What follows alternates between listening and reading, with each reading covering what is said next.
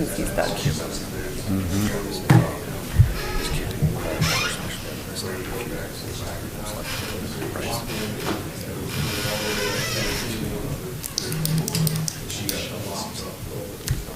Anybody else having trouble logging?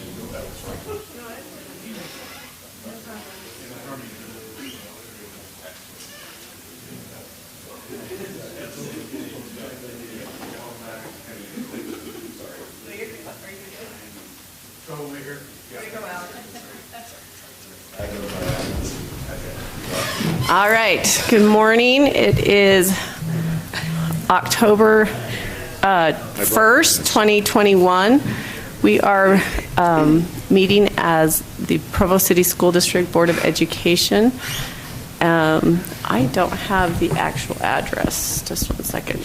We're on Jordan Street at 1591 GLT. North Jordan Avenue. Thank you. 1591 North Jordan Avenue in Provo, Utah at the Grandview Building.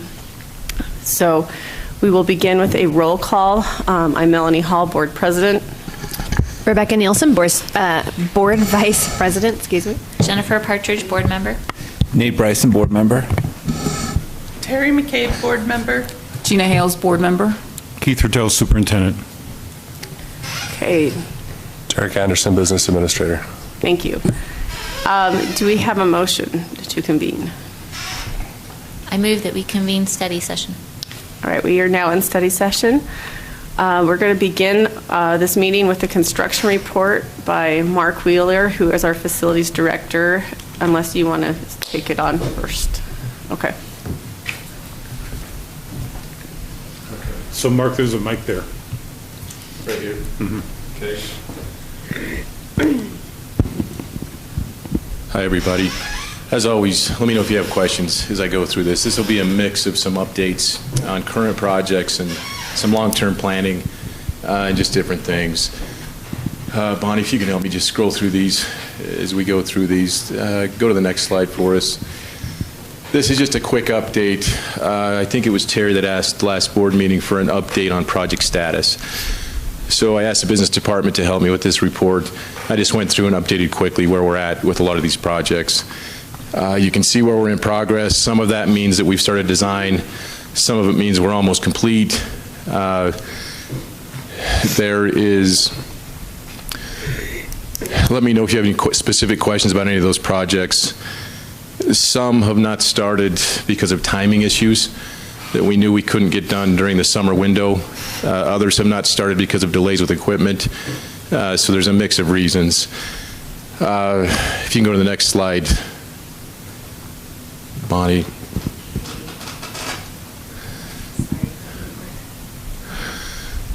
So that first sheet is small capital projects. That's what that represents. This one is some larger projects that we just call building improvements. There's one I want to point out here that you'll be seeing a budget shift request coming up. The one that's listed as Centennial HVAC Improvements Phase 2. We have temporarily postponed that. The reason we've done that is because of costs with mechanical equipment and because of timing of mechanical equipment. We know we can't get that Phase 2 done for that price right now, and we know we can't find the manpower or even the interest for effective bids. So what we're requesting with that $500,000, we're asking to split that and to shift that to 2 locations. $200,000 of that $500,000 will go to some repair needs, some long overdue repair needs of the Timpview baseball field. Part of that, we're redesigning the sprinkler system, irrigation system, replacing the backstop system, and a number of other things on that baseball field. The remaining $300,000 will shift to what is listed as a GLC restroom addition, which is the other building on this campus, where we have a lot of professional development meetings. You've heard me mention this before.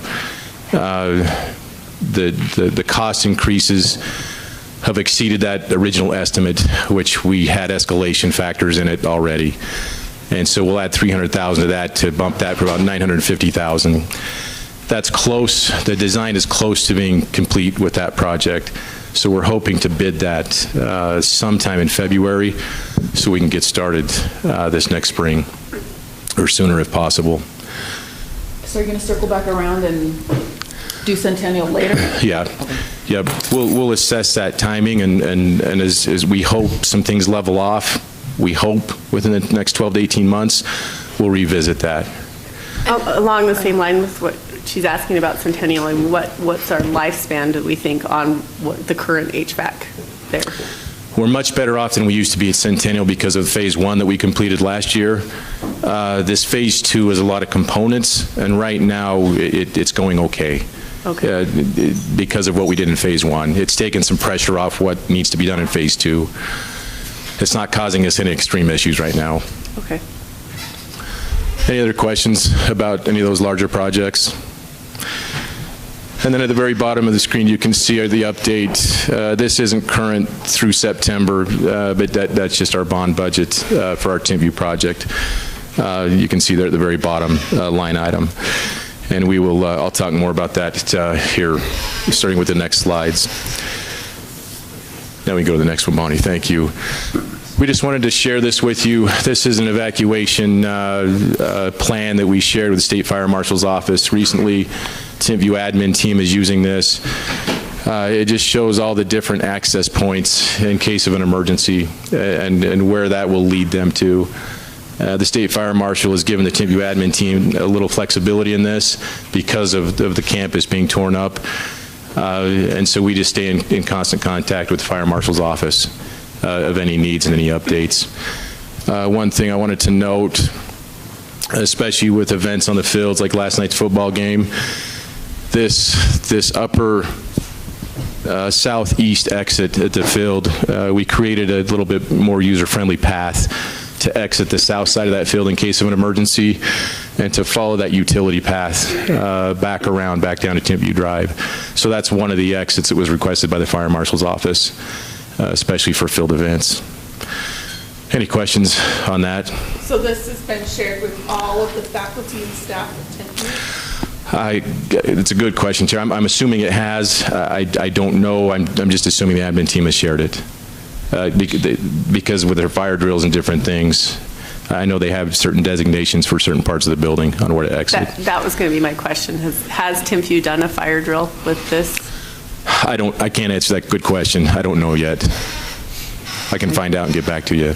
Want to fire off an email to Fidel and find out? Yeah. They scheduled one for this last week, but there were some modifications to the plan, and so I know they have one planned, if not next week, the week after. Okay. Yeah. Okay. Bonnie, you can go to the next. The reason I shared this with you, I just wanted to update you on a couple of things. It's a good view of the existing campus and what's happening there. As you can see in the north section here, this is a future site of the 3-story academic building. And what's happening there right now is all the pier work. There's a lot of helical piers being installed nonstop every day along that north side. We also just finished along 3460 North, storm drain line connection that runs from Timpview Drive to Canyon Drive. There's been a lot of construction along that street over the past three and a half weeks. And that should have been completed as of last night. So it'll ease up that street again for neighbors and for access from Canyon to Timpview. Again, that was an opportunity to assist in improving storm drainage for much more than just our campus, for that entire area. That's done complete now, that there should be no interruption on that street. Correct. Yep, we have the connections now on Timpview all the way to Canyon Drive. Okay. Yeah, if there's anything left, it's just some street cleaning that they'll come back and take care of the next couple of days. One other thing that I'd like to share with you, I shared this with Fidel Montero and with Todd Mckee yesterday. If you remember the discussions about our cell tower agreement, that's a long-standing cell tower agreement. Currently, the cell tower equipment is right here at that southwest corner of the football field. Because of what's happening with our project, that has to be moved.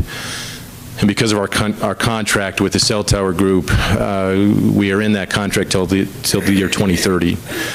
And we are obligated, if we have to move this equipment, we're obligated to pay for that move. And so we've been going through for months and months and months all kinds of options with that group that doesn't impact their range and doesn't impact our campus operations.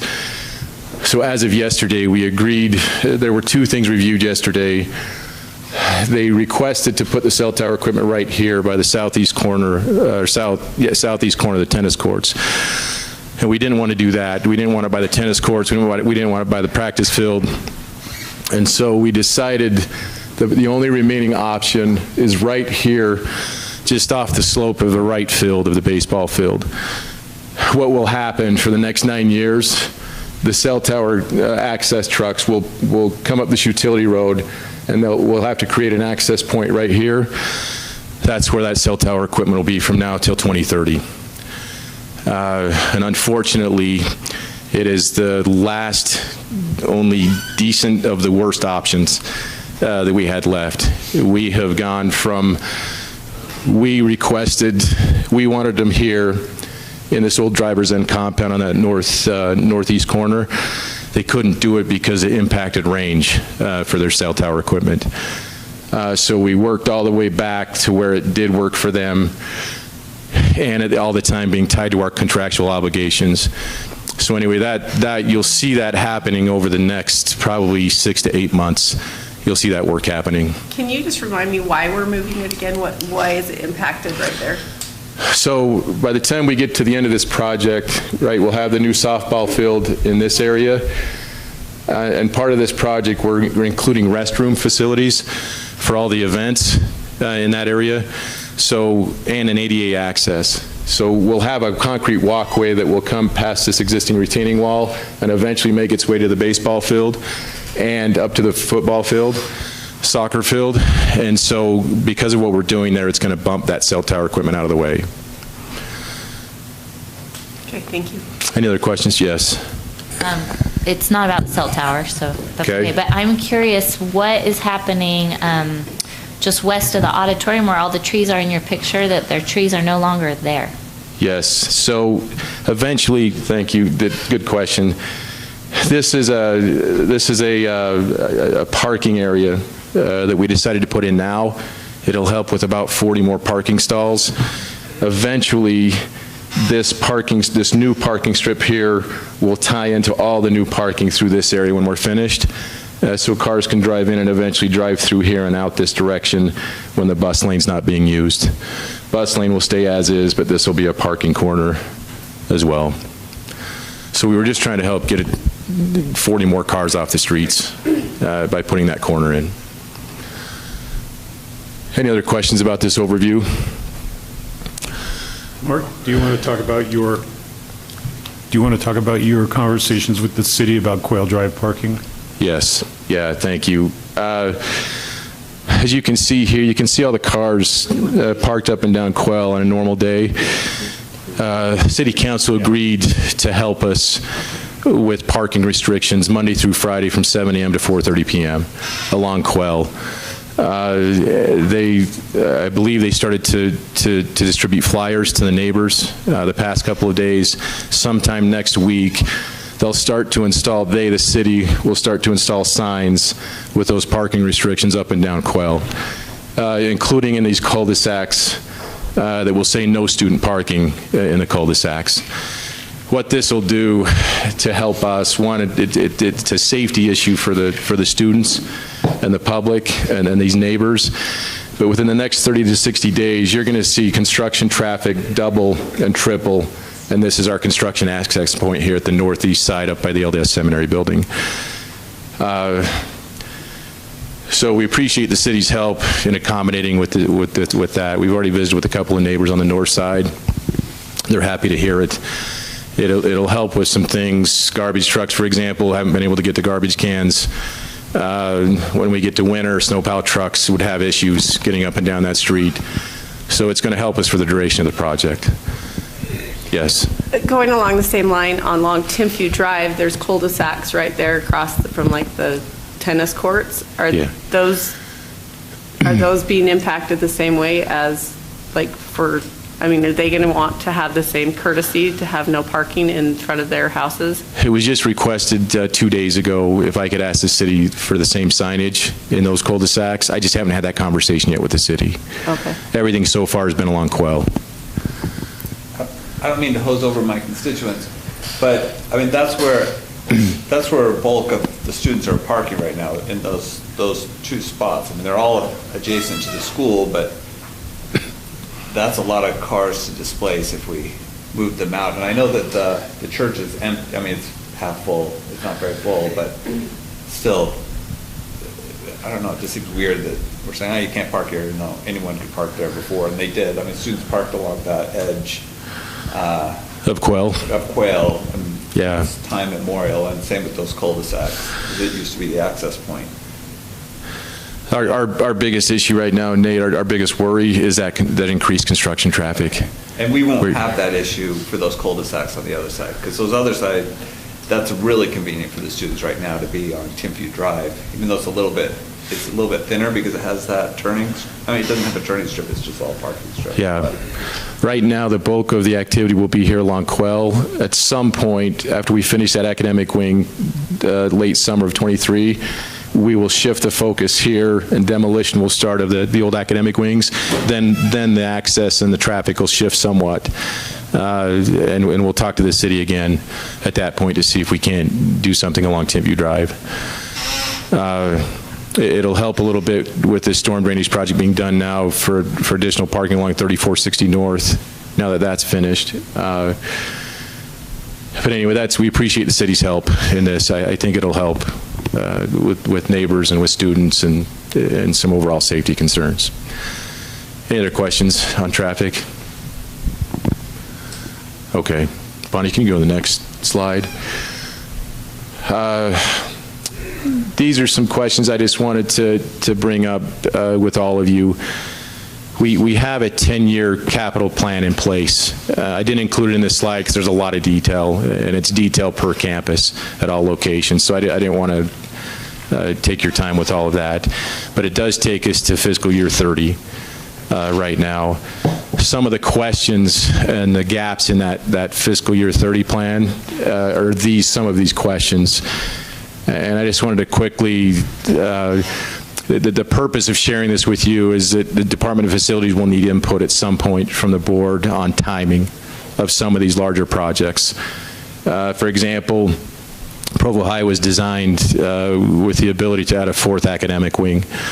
Right now, Provo High is designed for 2,200 capacity, and we're right at 2,000. So we know we're inching closer to that capacity of that Provo High campus, little by little. Is a cafeteria included in that? Because it's kind of small.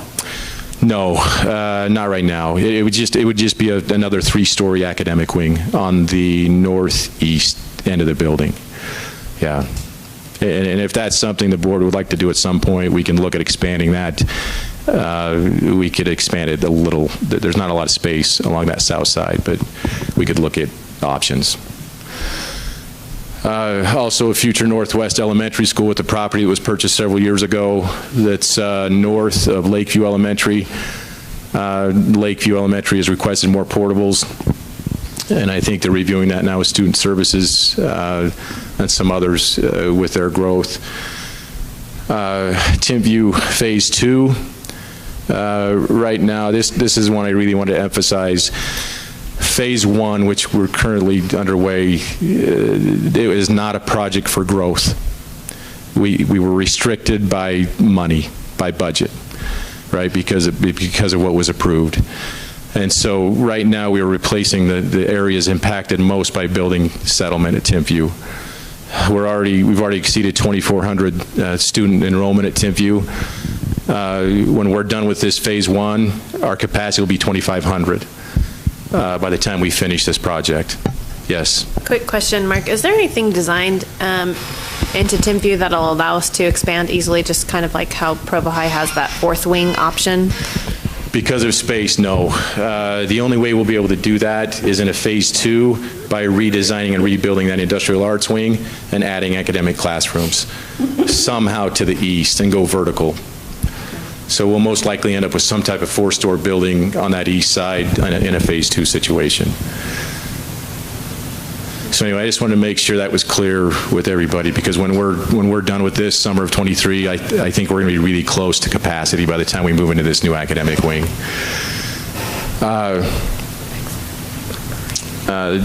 the ongoing conversation about what would happen with the Dixon campus and what would happen there, whether we restore old buildings, whether it's another use. That's another one that'll be a big dollar item that will need to be decided sooner than later, so we can plug that into that 10-year plan. And then you can see the notes on Dixon enrollment and Centennial enrollment. Those are September 17th enrollment numbers, by the way. The last one, any questions before I talk about East Bay Post High? Okay.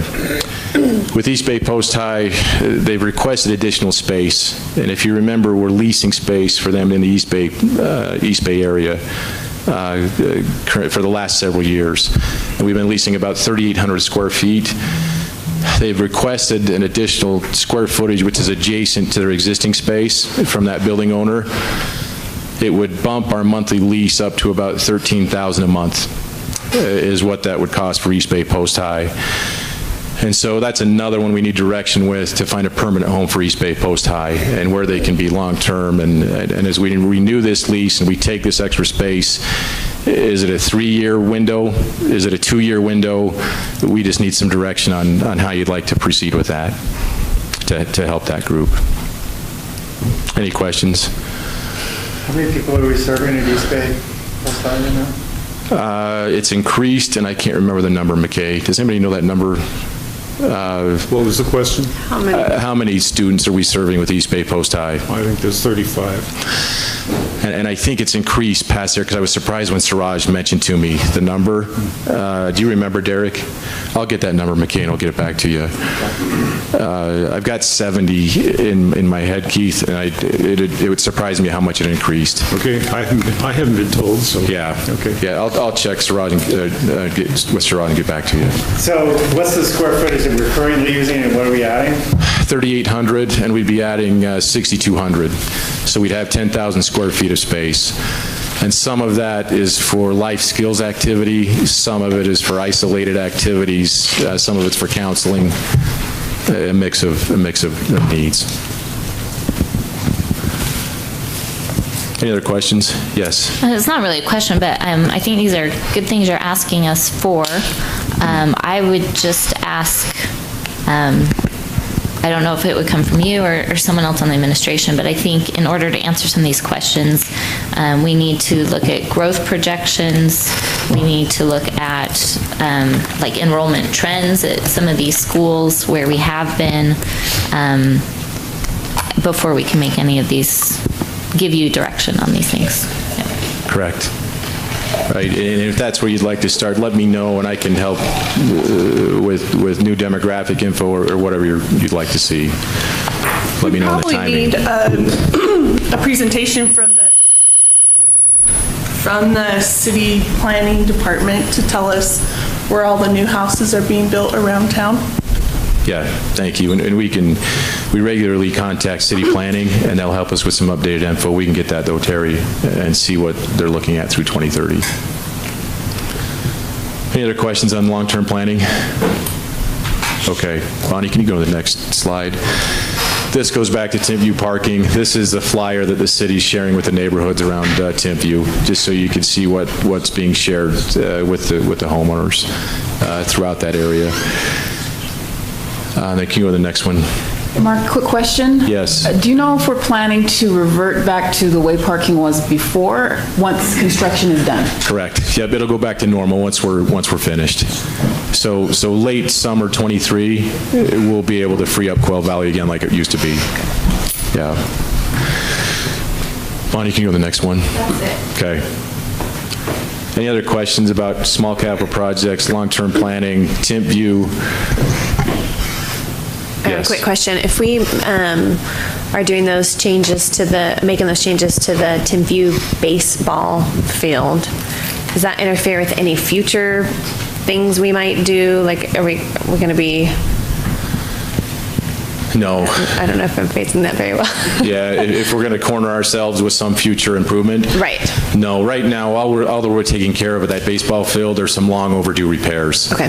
The backstop, for example, is being replaced because we need an overhang to protect those folks on soccer games and things from foul balls. painting dugouts, replacing a storage shed, some of those things. Okay. Yeah. Yes. I do have a Timpview question. So far, are you seeing or projecting any delays in the schedule due to some of the COVID issues of supplies and things like that? Or do we seem to be on track with the timeline we set up to begin with? We are behind schedule right now because of a few things. One is rebar delays, getting that there for masons and for concrete crews. And there's a list I could go through. So to answer your question, I'm anxious to see how we can absorb some of these initial delays as we move along. Right now, we're about a month behind.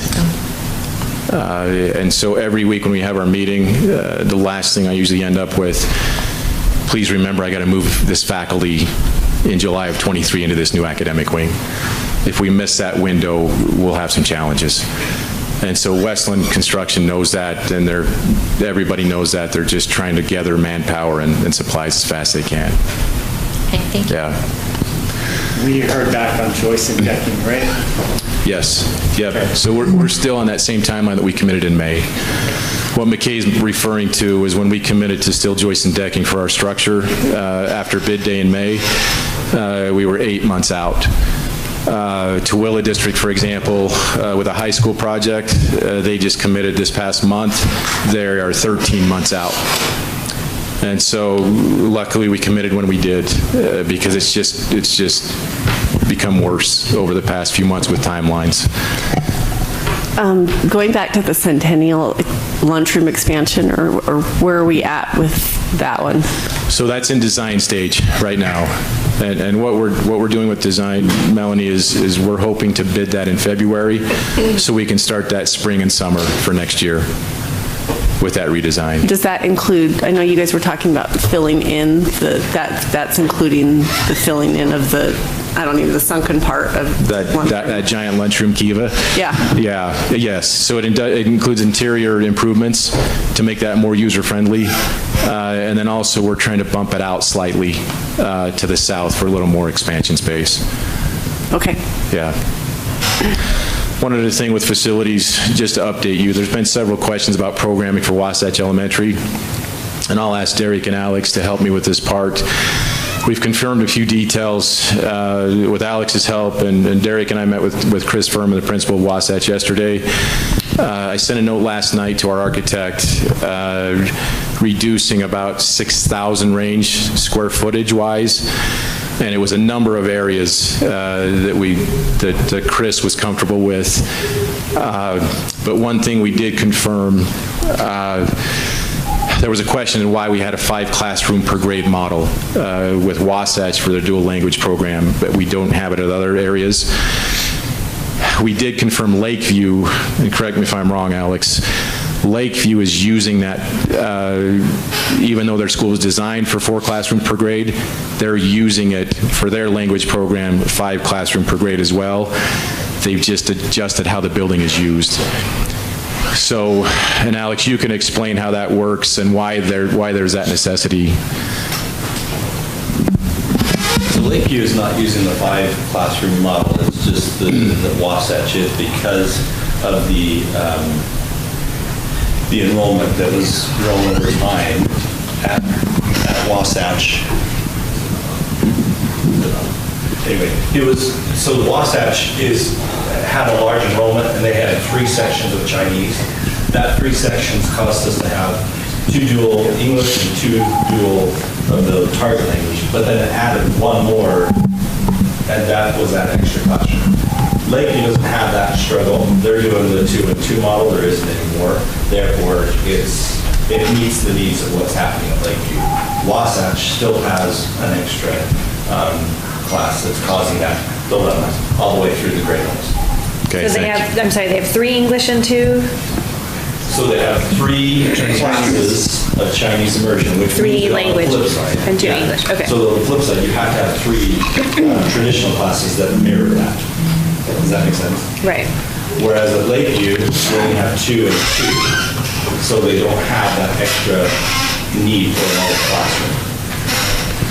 But if you're saying we need 3 and 3? We don't need 3 and 3. It's just the way Wasatch has grown to be that big. And unless you want to say that we reduce that program and go to the 2 and 2 model, which we can do, or we either need to build the building to allow for that extra classroom. Am I making sense? Yes. Yes. Yeah, so when we met yesterday too, that was the other thing, is the 3, right, like with it being 3 and 2 right now, across all grade levels, because what happens is it's been designed to allow for 90 students per incoming class, right? And as they move forward, things happen, kids move out, whatever. So if the desire is to hold that 3, we want to allow 3 grades, then it has to be held pretty much the whole way through. And right now, out of the enrollment, only 2 grades out of the 6 are above 60 students.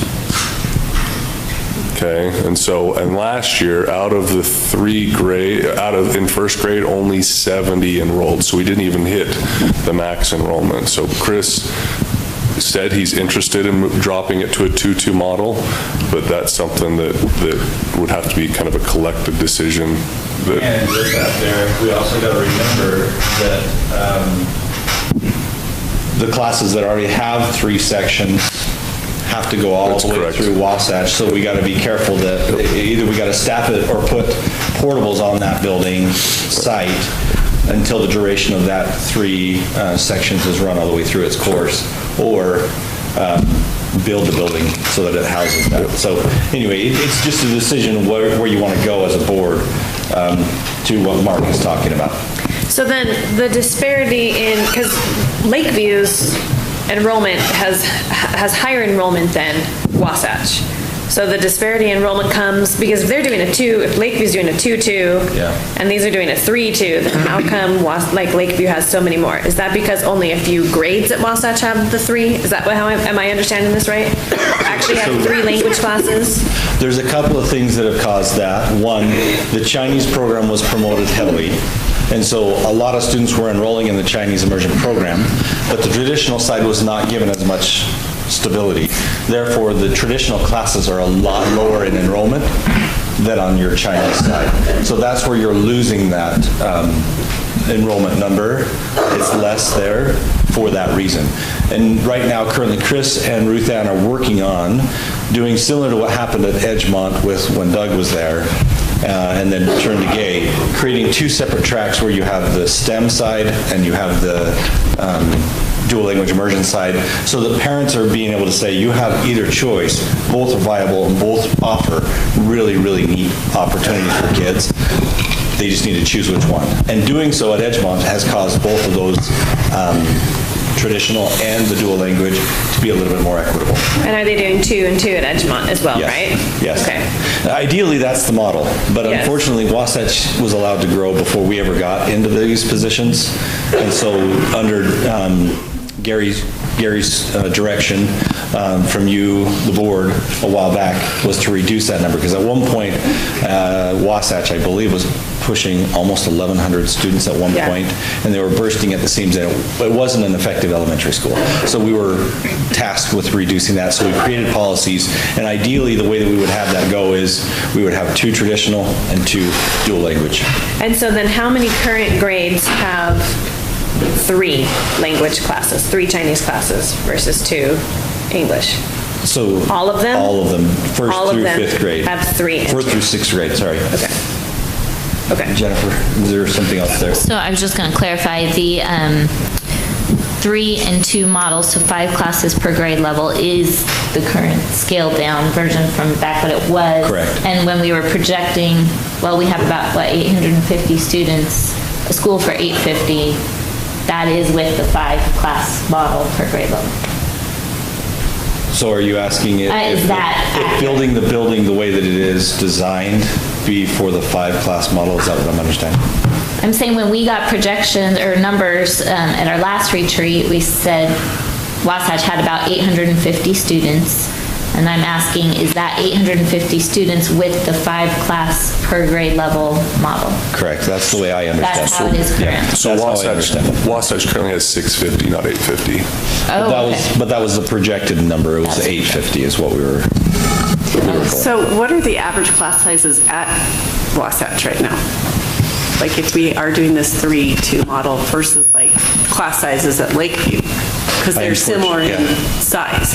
Unfortunately, I don't have all those numbers in front of me. I apologize. I can work on getting that information for you, but I know that the traditional classes are significantly less than the target language Chinese. Do we know how, I mean, the Chinese program is a choice-in program. Correct. How many are choicing in from out of the boundaries of Wasatch? 200, a little over 200. Okay. Yeah. Okay. And so, but that doesn't necessarily mean that they're coming in from out of district. They might be just coming from other schools. Most of those superintendents, it's displacing other spots in other schools. Based on the numbers I received this week, there's 23 out of district and about 200 range in district out of boundary. And that goes back to the policy that we created, intending to do exactly what we're talking about, that we fill from within the district because we're trying to serve our kids in district first. The average class size as of yesterday is 24.7. Derek, At Wasatch. is the 650 enrollment, is that on trend with what it's been the last few years, or is that more an effect of COVID and people choosing to homeschool? Let me pull that up. It's definitely lower than what it's been in the past, but there was a big drop with COVID, and I believe it's come back a little bit this year, but it was like 2018, it was about 800. Okay. And so is the question, we're just mainly saying if we need to build those 6 rooms, right? Correct, if we stick with that model. Okay. Correct. Five. Don't wish 6 on us. Well, the 5 classroom per grade model, yeah, the 6 extra, Like, 1 extra per It's grade. 1 extra per grade, so it'd be 6 classes. Sorry. The one pressure that you're going to be under is these legacy students. So we've had a policy of if your little brother got to go, it's likely you will get to go. And this goes into the selection, and so then you're going to have these families go, wait a minute, you've cut opportunities out. How did that happen? Especially with those 200 that choice in from out of district where they're making this commitment. They go, when we've reduced from 4 classes to 3 immersion classes, you said this legacy thing is still going to happen for our family, and that's going to be the next pressure when that happens. Are they seeing the same trend that other language schools are seeing, where when they get up into the higher grades, the numbers reduce in the language classes? I don't know that answer. Does anybody know that? Ask that one more time, I apologize. But where the younger classes, the younger Chinese classes are more full, and as they go up through the grades, they kind of... People move out or whatever, they get a little bit lower. That does happen in every dual language program. That's part of the reason why we load them heavy at the start in their first grade years. Typically, we want them to be as full as can be, which is 30, which is more than what we would like to see in those lower grades. But because of the attrition that happens over time, we do load them heavier. So it just feels to me like if Chris and if the, I don't know who decides, but if the Chris or the board decides we want to go to the 2-2 model, there's some easy ways to naturally bring that into play by not loading up those first grade classrooms or by not bringing out of district people in. It just seems like it can happen. I don't know. I mean, it can, like there's some easy solutions. I don't know. Never mind. Not easy. But there are some solutions. It is ideal, and then again, ideally, we would love to have the 2-2 model. It solves a lot of struggles for the district in a lot of ways, but we also know that, I think Mckee was speaking to this, that there is a program there that has been heavily utilized for a long time, and people have really enjoyed it. And so pulling that away is going to make it inaccessible for some people because you're going to have to tell them no. And we can do I that. understand. But we could always do something like where we change the policy starting this coming school year. This coming school year, there's no legacy policy in, or whatever. You're just grandfathered if you had it before, and you just eventually start kind of, and it naturally, I don't know. But we had to build a school. Brings itself down. Correct. Are we So- going to build these 6 extra rooms, or are we going? Right, I understand. So I was going to say next, where if we needed to, we put in a couple portables until it naturally calms down. Because it doesn't make sense to me to keep going with a 3-2 model if it's not the ideal model. Why do we want to keep doing not the ideal model? A lot of districts like the out-of-district students. It supplements, I mean, if you get, this is an income generating that pays for basically an administrative staff for 2 schools. But we only have 23 out of district, but 200 choicing in from within district. Is that right, Mark? So that's 23 kids. That's not a huge number. But a change of, you're still situated next to the largest employer in Utah County. True. A change, we initially went, well, we had a lot of flexibility, or we had a lot of change in those, especially in those later classrooms in those first few cohorts. So we had a big attrition. And now we've come back to, it's really stable, it's not as much attrition.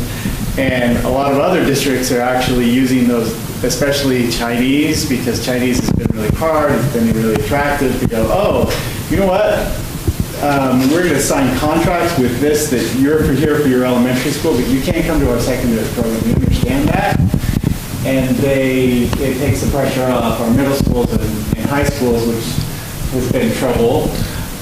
But it has that influx of students where we have a program to do things, and I don't even know if that's possible because teachers are hard to get these days. But they use that to serve their district overall.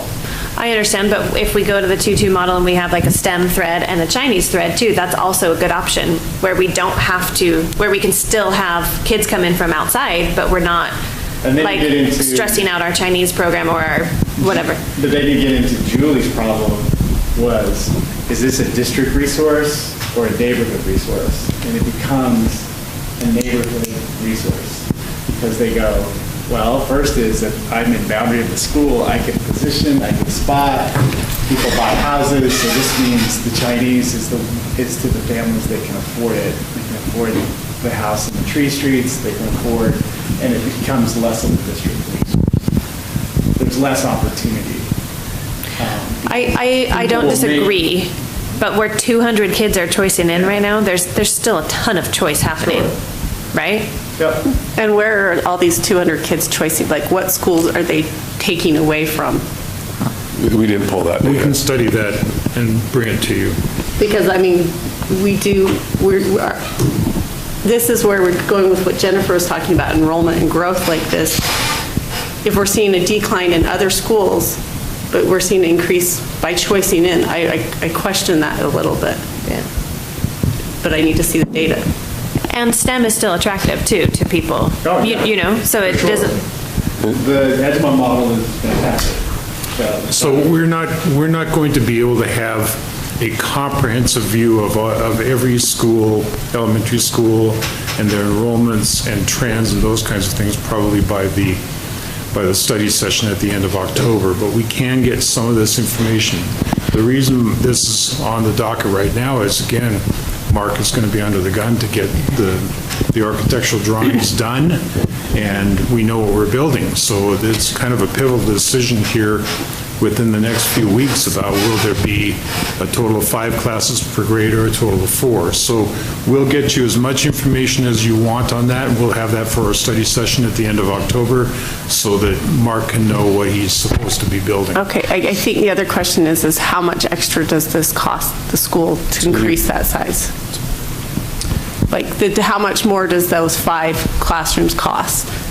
So 6 classrooms cost? So you take about 925 square feet times about 925 times 6 times $300 a square foot. That's about the range we're talking about. 1.7, I think. Yeah, 1.7 range. And so the reason we started looking at some other areas with Chris yesterday, the principal of Wasatch, we were trying to look at other ways to where we could keep teaching space but eliminate some other areas. And one thing that I failed to mention, some of the square footage that we're reducing is assuming that we'll move the Big Steps program to another location. That's about 1,400 square feet that was programmed into this new school. And so that's another program that we would need to determine where that goes and if it goes. If not, we'll have to include that square footage back in. Okay, so to clarify real quick, the reduction in the square footage, you said it was about 6,000 square feet, right? Does not include the 6 extra classrooms. Correct. Those are still in there. Correct. So Those are still in there. If we were to reduce that as well, then that would be extra reduction in square footage. Correct. Pending. But if we reduce the classrooms, we would need to add some of the other stuff back. Yeah. Okay. And then we should probably also think about the cost of the portables, because we all know portables aren't cheap, especially if they don't have a lot of space in that new spot. So, I mean, it's coming out pretty close. Yeah, so by the time you add a portable, like a double classroom portable, with the pad prep and running all the data and power and fire alarm and everything like that, you get up to about $300,000 per portable by the time you get that in place and ready to use. And if we're doing 6 portables, because we're going to have to, we have legacy portables, so we're going to have to at least have 4, right? Because you have that grade, those grades that have gone up for 2 years, so that's 1.2 million. And then you're saying it's like 1.6 for the extra classrooms. It's like a wash. And remember this with portables as well. Either option that's decided on where will be built, we aren't going to have space for portables in either location. It will be really difficult to create a portable corner on either one of these campuses. I don't want to get rid of classrooms that we might need, for sure. I just had been concerned previously that it felt like we were building a school bigger than what any other school, if we had the same enrollment number, any other school would be getting. So I think we just need to look at that and make sure we're not putting in, the extra spaces that other schools don't have. But I think the classrooms are important to have to support our students and to make sure, if we're at 650 now, but we could be at 750 in a year or two, we need to make sure that. Yep, and that was one of the discussions we had, is if the board decided to end the program this next year, the way it would be handled through attrition. So next year it would only be 2 grades at first grade, and then the year after would be 2 and 2 at first and second, and then there'd be 3 above. And so by the time the school is finished, you'd have extra classrooms, but only for the extra grade levels. So there was kind of. But there's a chance with the higher classes that there's attrition enough that they could go to 2 classes. And that's correct. So, and that was the other thing, is the models we talked, is currently, since there's only 2 grade levels above 60, most of them right now could go to a 2-2 model already. Yeah. How would that affect if we did go to a 2-2 model? So 2 Chinese classes, is that a good thing or a hard thing once they get to middle and high school for giving them the support for the language classes they need there, that we have fewer students? I feel like we're still just barely getting into junior high and high school, right? Do we know? They've been taking the AP test the last couple of years. Yeah, they've been. So I think that's something to consider. Yeah, I don't know that it really does impact necessarily the middle school and the high school level in that regard, but I'll let Todd speak to that at the secondary level. But for the most part, it just is the attrition we need to account for, space to be able to teach, and then just managing the resources to support that. The impact on the middle school simply would be from a scheduling standpoint, knowing how many kids are matriculating from 6th grade into 7th grade.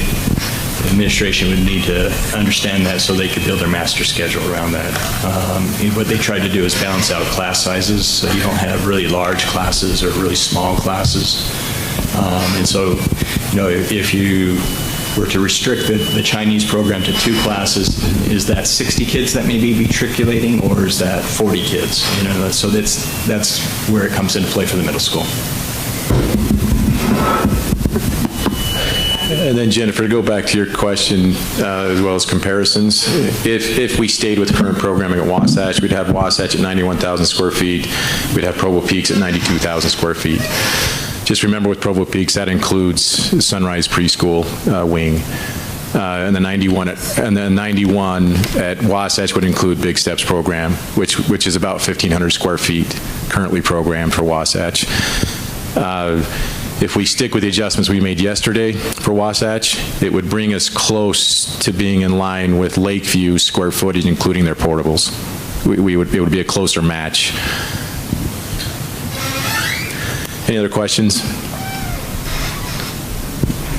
Okay, thank you. Can I add one thing on that?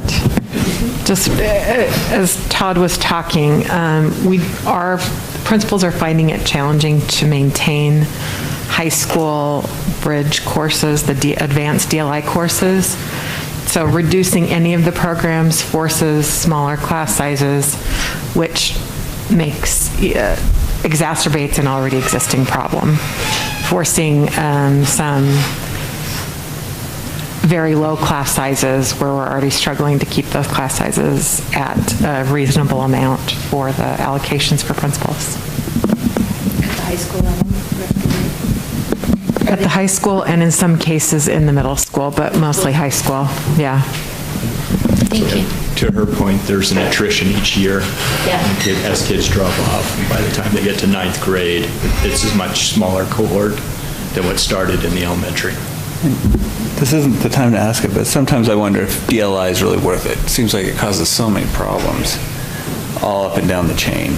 I know it's helpful, but man, it's expensive. Number of languages is the complicating factor. Silence. No, there's a reason why we don't do German. That's why we're not adding any more DLI to any other schools. For how small our district is, we have way too many DLI programs. And there was a time where almost every month we were hearing about it from an advocacy group for one language or another. So that was several years ago that's Russian, ended. German, all sorts of stuff. Portuguese, Korean. Well, we've got Portuguese, but yeah. No Japanese. There probably was. It's a dying language. Finnish, yeah. Okay. Any other questions about construction report before we do Timpview parking for like 5 minutes? Okay. We talked a little bit about Timpview parking. I just want to given the new updates of how we aren't going to be able to do parking along Quail anymore, and possibly across from the tennis courts. We will be probably filling up the church parking lot, which should be good, but do we feel like we need to revisit we already voted to build a new parking lot, a temporary parking lot. Do we want to revisit that at all? Mark told me something the other day. He's behind you. So Mark's comment was that in terms of the window for getting asphalt, the asphalt companies are not accepting any more orders from this point forward until springtime. So if we want to proceed with building this, it won't happen until, springtime at the earliest? April, May. Yeah. Okay at that point? Just as an update, Edgemont was only half full last night, and Timpview Orm's about as big a game as you could ever have, so. Okay, because when I drove past there last night too, and it was they were parked clear past this, past the stop sign south of Timpview. Yeah. They were parked all the way and down all the side streets, but I would say that was probably the biggest game for parking issues that we're going to have. So I think if we're not going to be able to put this in until April or May, I think I'm okay postponing it. And I haven't heard very many complaints. Same. My only concern that just came up this week, I was talking to some PTA parents and learned about some mischief that's happening in the church parking lot. Students are pranking other students and doing not great things, and I know it's a really hard lot for the admin to watch. Is there a way we could, So I thought, oh, maybe if we did build the parking lot, but now knowing that's not till spring, is there a way we could maybe support them with some cameras or something, just so they could watch that lot better and make sure our kids are safe in our car? Don't give it away, Nate. I just told her. I'm sure they're all watching the school board meetings. So if I can weigh in, I've spoken with the administration a couple of times around this situation because it seems to be getting worse, not better. The struggle that they've faced is that they intended to hire extra trackers and to help them monitor. They have since lost a couple of those trackers, and now they're in the process of rehiring. But their intention is to put possibly somebody there, if not full-time, at least on a very regular basis to help monitor that lot. We recognize that the school has some responsibility for that lot since we're requiring students to park there. And so they're aware of it, and they're trying to take action. Part of it's a personnel issue. Would cameras help? I don't. If they can't hide It helps. It helps after the fact, and maybe a deterrent if kids know that they're being videoed. But oftentimes, it's not until after the damage is done that you go back to the cameras and find out or realize who actually perpetrated. And I have noticed they have employees in golf carts. They're going around and checking all over the school, like all throughout the day. So I've been impressed with how much work they're doing. One thing to keep in mind too, if we opted for cameras, we need to go through an approval process with the LDS Church Real Estate Department again for any adjustments to their property. I've got a quick question. So the parking lot that we voted on is different than the parking lot that you were talking about where the trees were removed, is that correct? Correct, two different areas. Okay, and that one was already in the budget and all of that? That one was already part of the project. Okay, thanks. So we wouldn't be using the $650,000 for that extra 40 spots? No, that northwest corner by the auditorium, that was already part of the project. Okay. So that was already budgeted. And you've already got the asphalt ordered, so it's not going to be the same Correct, problem. it was already on schedule. The reason we missed a window is when we didn't proceed as previously scheduled. Those batch plants close about mid-October, and because we said, okay, never mind, stop, we got bumped off the schedule, and once we were bumped, it moves us to next spring at best. Okay, is there any other further questions about Timpview parking then? I guess my only concern right now is just if the vandalism and the mischief continues at the LDS Church parking lot, it's possible that at some point the church may turn around and say, we're not doing this anymore. And that's the worry for me, because then we've just kind of snookered ourselves. So, yeah, we will do everything we can to try to help the school monitor that parking lot in reasonable ways. I mean, a camera could even just be a person posted there in their car and they've got their cell phone out. It wouldn't have to be a permanently installed camera at all, but something to increase surveillance would be helpful. All right, next we're going to talk about school security and closed campus options. Keith, do you want to start that? Okay, Doug, you may want to be prepared to talk a little bit about the incident. So there are some things that we don't want to say publicly. There are privacy matters and those kinds of things. But I think that as Doug goes through the full event that happened at Provo High School a couple of weeks ago for you, the question about a closed campus or about students traveling from one campus to another for social purposes, that has to be on our minds. I'll be very, very clear with you, and I don't know if I'll make people happy when I say this or not, but we have for, I guess, quite a long time in the Provo community have just kind of accepted that students visiting one school or another school during the daytime is just, it's okay. It probably was okay until a look-alike weapon showed up. And then now things have changed. And so we want to talk with you a little bit about some of the security concerns and some of the things that you think about in terms of what we could do to manage this differently. Doug, would you take us through a 5-minute review of what happened at Provo High School a few Thursdays ago? Sure. Just a quick executive summary of that. We were alerted around 12 o'clock or 1 o'clock, closer to 1 o'clock, that one of our staff members at Provo High School had been alerted that there was a weapon, and she'd been alerted by a student. Turns out that student wasn't one of our students who alerted her, and so the police department called us and let us know that we needed to go into a lockdown. I happened to be there at the building at the time, so had kind of a first, front row look at what was going on. The school did manage that extremely well, all things considering. The fact that it was the second lunch hour, there were kids on and off campus, kids were in the lunchroom, and so on and so forth. It was quite a thing to execute a lockdown protocol, but they did really quite remarkably well.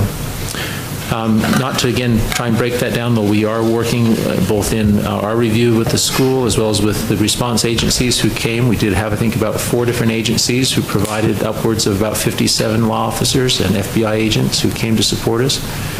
And again, we are continuing to work with them and learn from the event.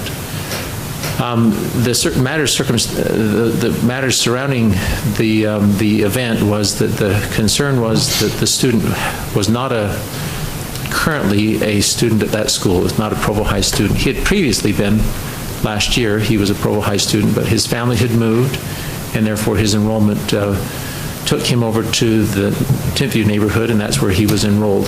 But he had a lot of friends, of course, because that's where he had attended the year previously.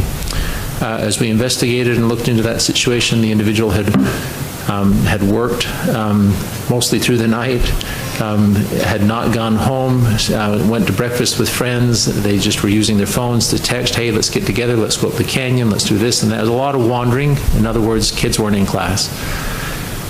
It was a homecoming event for Provo High School, and one of the individuals at Provo High said, hey, come pick me up. I hear you guys are having some fun.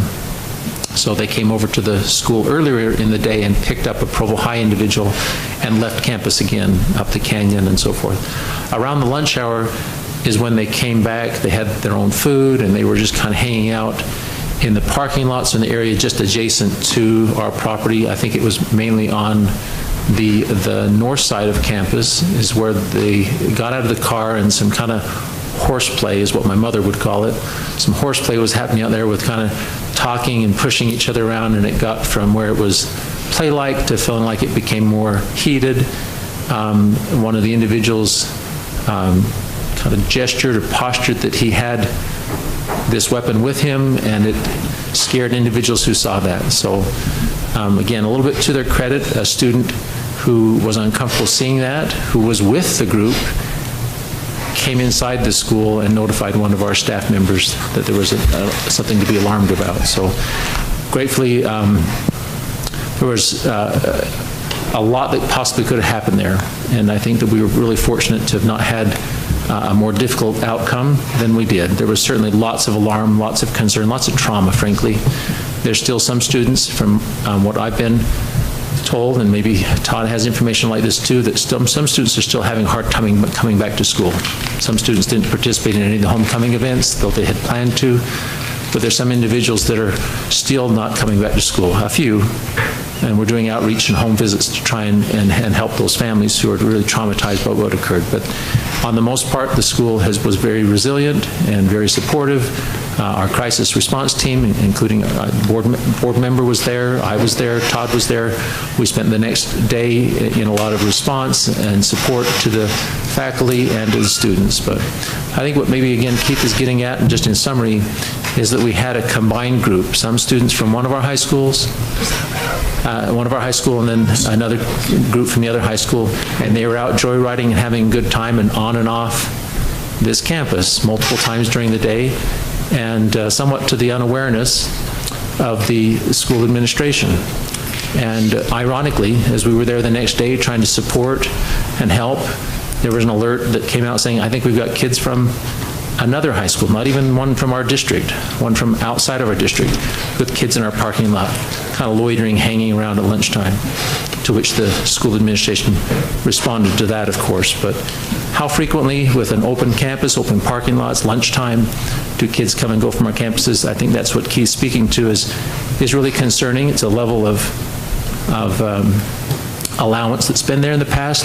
What additional measures could we take to make our campuses safe during the school day? Thank you, Doug. I think it's noteworthy to point out that we had students from 2 schools that were not in attendance and hadn't gone through any formal checkout process to leave the campus. They simply left. And there is kind of a concern here that, of course, if that's what's going on, and we know, for example, that the north end of the new Provo High School, that those doors remain open so that students can come and go to the seminary building, which is, again, a little bit further north, about a quarter of a block to the north of that, that as we're trying to control who is in our buildings and make sure that our buildings are safe, we're implementing a Raptor system for strangers, adults mainly, to come in, but we have students who are coming over to visit us from other schools and in some cases other districts. Ostensibly it's for social purposes, but it's not for social purposes when there is a weapon or a look-alike weapon. That's really taking chances. And so, the way we used to do things in education and in communities, we just feel like maybe something has to change on this. Now, we have feigned, I'm being very blunt here, we've feigned a closed campus.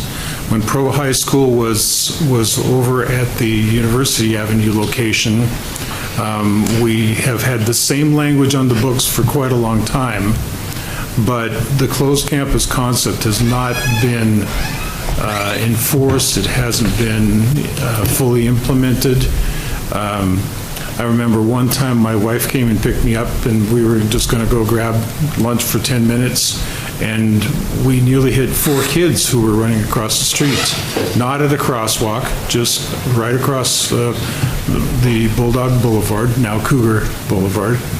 And so it's been a problem for a while. And, I returned to my office and called the school and said, this is what happened. And things got better a little bit in terms of surveillance and presence, but students are smart. If they want to escape, they will. There are alternatives that can happen. When I was a high school principal, we brought in what was called a modified closed campus. So if you were a senior, might have even included the second half of the year juniors, we would give them a card. It gives them off-campus permission, and all they have to do is just check out of the attendance office, and then they can leave if they have to. And that would be the way to manage it if they want to leave somewhere at lunchtime. But if you're an underclassman, and the other issue was that if you're an upperclassman and you have a GPA which is around a B or better, then that would give you the right. You've shown responsibility in the school setting, so you could have the right then to receive one of these off-campus passes that you can use as you need to, but not abuse. It worked really well when I was a principal. That was in a different decade, so I don't know how well, in a different state, so I don't know how well that would work here, but it's just, well, I guess what I'm saying is that there are options that we could maybe brainstorm to figure out if there's a reasonable way to reward students who have shown tremendous responsibility and maturity, and there are ways to keep an eye on those that otherwise might escape. So I just wanted to propose to you that you may want to spend a little bit of time looking through the closed campus policies, our attendance policies, and just to see if there are some ideas that come to mind as we try to kick around some I feel like we must have a conversation. There was a weapon on school grounds, and that weapon was in the possession of a non-student at Provo High School. The weapon was in the possession of a student from another high school. So you can see, for me, I'm looking at this from the standpoint of, let's at least have a conversation about what we could do to minimize these kinds of events. Now, I realize it's only one, but we all know it only takes one bad incident and we're on the front page of national news. I'm more worried, in all honesty, about students feeling safe at the school, parents feeling safe as they send their students to school. So what's the responsible thing that we as a district can do? You as a board can help us think through, what do we want to do to ensure that there is a deterrent for students who are not part of the current school to go and hang out at that school for no purpose other than social during the school day. Well, Jared. Yep. Gina and I were at the community council meeting on Wednesday, and he said that the students are going in and into their parents' phones and blocking the phone number of the school. And so that the parents are not informed that the student is actually missing school from the attendance office. I mean, they're getting smarter about their parents not knowing what's going on. So we need to make sure that parents know that their phone's not blocked. It's time to stop teaching those technology classes. So can I say something in regards to attendance as well? Because I'm sitting here listening to all of this and thinking, we can do a lot, we can implement a lot of things, but we're facing a lot of roadblocks with these attendance laws that were just passed this year. If we can't enforce attendance, then it's going to be really hard to enforce kids staying on campus when we don't have support. Because really right now it's up to the parents to enforce the attendance. That's literally what we can do. And so this is just going to add another layer of difficulty to this. I'm not saying we don't take precautions. We absolutely should. And I am going to put in a big plug for fences at every last school in our district. And I can go off on that for a long time in a minute if we want. But I feel like we have a lot of roadblocks of things that we're not going to be able to help, you know? Well, one of the problems Jared told us was that the next day, 850 kids didn't come to school, but only 200 parents called to excuse their kids, so. That's exactly what I'm talking about, Terry. This is what I'm talking about. There's no accountability for attendance anymore, and which poses a problem. So, and didn't we build our lunchrooms are kind of built with kids leaving school in mind. I know that was a big deal at Provo High because they had a million different restaurants, and so when they moved, it was hard. And Timpview, if you've ever been to Days Thriftway during lunch, it's a madhouse in there, and they check in receipts to stop the shoplifting. And I mean, there's probably 10,000 kids in there at lunch, and that's how our kids get fed. They go off campus. Go ahead, Tina. I just want to do a quick clarification. We had some really concerned parents at the community council meeting, and I just want to clarify, when Keith said that there was a weapon that was on school grounds, that was a facsimile of a weapon. Okay, I just wanted to make sure that any parents, it wasn't an actual weapon, and I don't believe that the facsimile actually came into the school. Is that correct? That's not something we've been able to assure. Okay. The student reported that he did not, but there's maybe some suspicion, a preponderance could say that we don't know for sure, that no one knew that it was left in the car. He did come inside the campus to use the restroom. Okay. Whether he still had the facsimile with him or not, we don't have know no way that. of really confirming that. Okay, I just want to make sure that we reassure parents that there was not an actual weapon on campus, just because there was a lot of anxiety about that. As far as, so I was at I call it the decompressing of the school the next day, and I agree with Doug. They did a nice job. I think Provo High did as well as they could, considering this is kind of we live in a new time.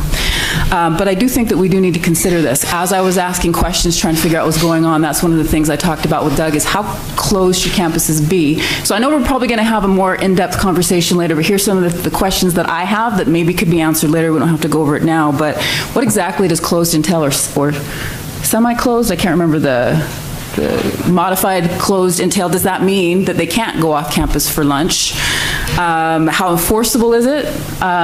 Is another question that I have, with and without the attendance policy. Like, how do we stop them from, like, I just don't know how we would stop them from leaving. Not that we shouldn't talk about it, but it's one of the things I think we need to consider, which my next one was, will it make a difference, which I think is enforceable as well. And I'd also like to hear a little bit more, and I asked this at Provo High when I was there as well. We have Raptor for adults, which is what Keith kind of talked about, but how do, especially when they're coming in from the seminary building and kids open the doors for other kids,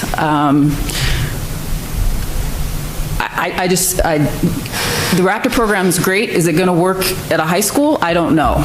So those are some things that I would like to have discussed when we do this more in depth, I guess. When are we planning to do this more in depth? Now? Well, we've got another 10 minutes. It's always that demand between pressure. So especially one high school is, now a lot closer to at least one MTech campus. If you say only a B can leave campus, does that mean you can't do dental assisting, advanced manufacturing? It's not just the seminary, it's MTech, it's CAPS, it's these things that we go, this will be great, but this requires flexibility. And so, how do we enforce, if the main concern is, I guess I'm interested in, what can we do about students not on campus? So certainly we have our campus people, and if we have, well, you have to have a card to leave campus for you, I don't know how that affects that student from another district or another, they're not under our policy, so that seems like a personnel question. Somebody in the parking lot all the time, or just going, hey, are you our student? Hey, are you our student? And that's we're having a hard time with that at a church on the other side of town at the moment. Just keeping that, because that's a monotonous job. Are you our student? How do I know you're our student? It's, respectful, I don't have to tell you. It's a stressful job because that simple question, people just go, I don't have to tell you. And there's that disrespect. And so it's a tough nut to crack overall, because, we're encouraging, hey, do you want to make use of some of these other campus programs that will only increase? Binarites opportunities are likely, once we get through COVID, with some of the new facilities of UVU, in our boundaries, and all the other things that go on. How do we encourage and go, yeah, this is available to you, but not to you? And then, that impacts kids with the least flexibility first, always. So I don't think that this is going to be a big issue for elementary schools, and I don't know, Todd, what's your assessment? Middle school, would middle schools have much impact on this? It wouldn't necessarily have much of an impact at all at the middle school. It'd be primarily a high school issue. So maybe what we should do to start off, if the board is interested in trying to generate some ideas around this, is perhaps we should take this, when I say we, I mean me or Todd or whomever, take this to the respective high school community councils and ask them to start to brainstorm some ideas, and that could help to inform a newer approach, an updated approach to how we could handle coming and going. I don't want to tell any kid, I don't care what kind of GPA they have, I don't want to tell any kid that he can't leave at lunchtime to go home and have lunch at home. There's nothing that I think we can justify on that. But, at least it would be very, very rare for me to feel good about doing that kind of thing. But I do think that some aspect of being able to control who comes on our campus and who doesn't come on our campus and where our kids go when they leave, I think those things are important. I think we need to probably have a conversation with the police department, because in every other district I've worked, admittedly, most of them out of state, but when a student comes on school grounds who is not one of my students, we know trespass them right now. That's it. You are here without permission. You are not to be here. You're somebody from another location. This school is closed. This is our closed campus. This means that you don't come on here. It's not just a matter of controlling when our kids go or where they go or whatever. It's also saying we're not going to be having a lot of students coming on campus, or any students coming on campus, unless there's a legitimate prearranged purpose. So that's just something you can do from time to time. And I'd have to talk to the police department to make sure that that's still something that in Provo that they would feel good about, but that's one way of looking at it. So anyway, I think there are a lot of things that we need to talk through and generate some ideas around, and then we as council can play around with them and then bring them to you here in a few months and sort out what you feel comfortable with. Go, Jennifer. I would like to add, I know this started because of safety, this discussion, but just in the last week, I've become aware of how many students leave for lunch and are gone way too long, or they leave before lunch. And it's an academic thing too. We need to shift the culture of, it's good to be in class. It's important to be in class. And if you're going to leave and go home for lunch and not come back on time, then you should stay at school. And how do we shift that culture? That's going to take a lot of work. But I do think in that discussion of a closed campus should be that too, because a lot of kids are missing class when they have no justification for it. So. Right. That concerns me.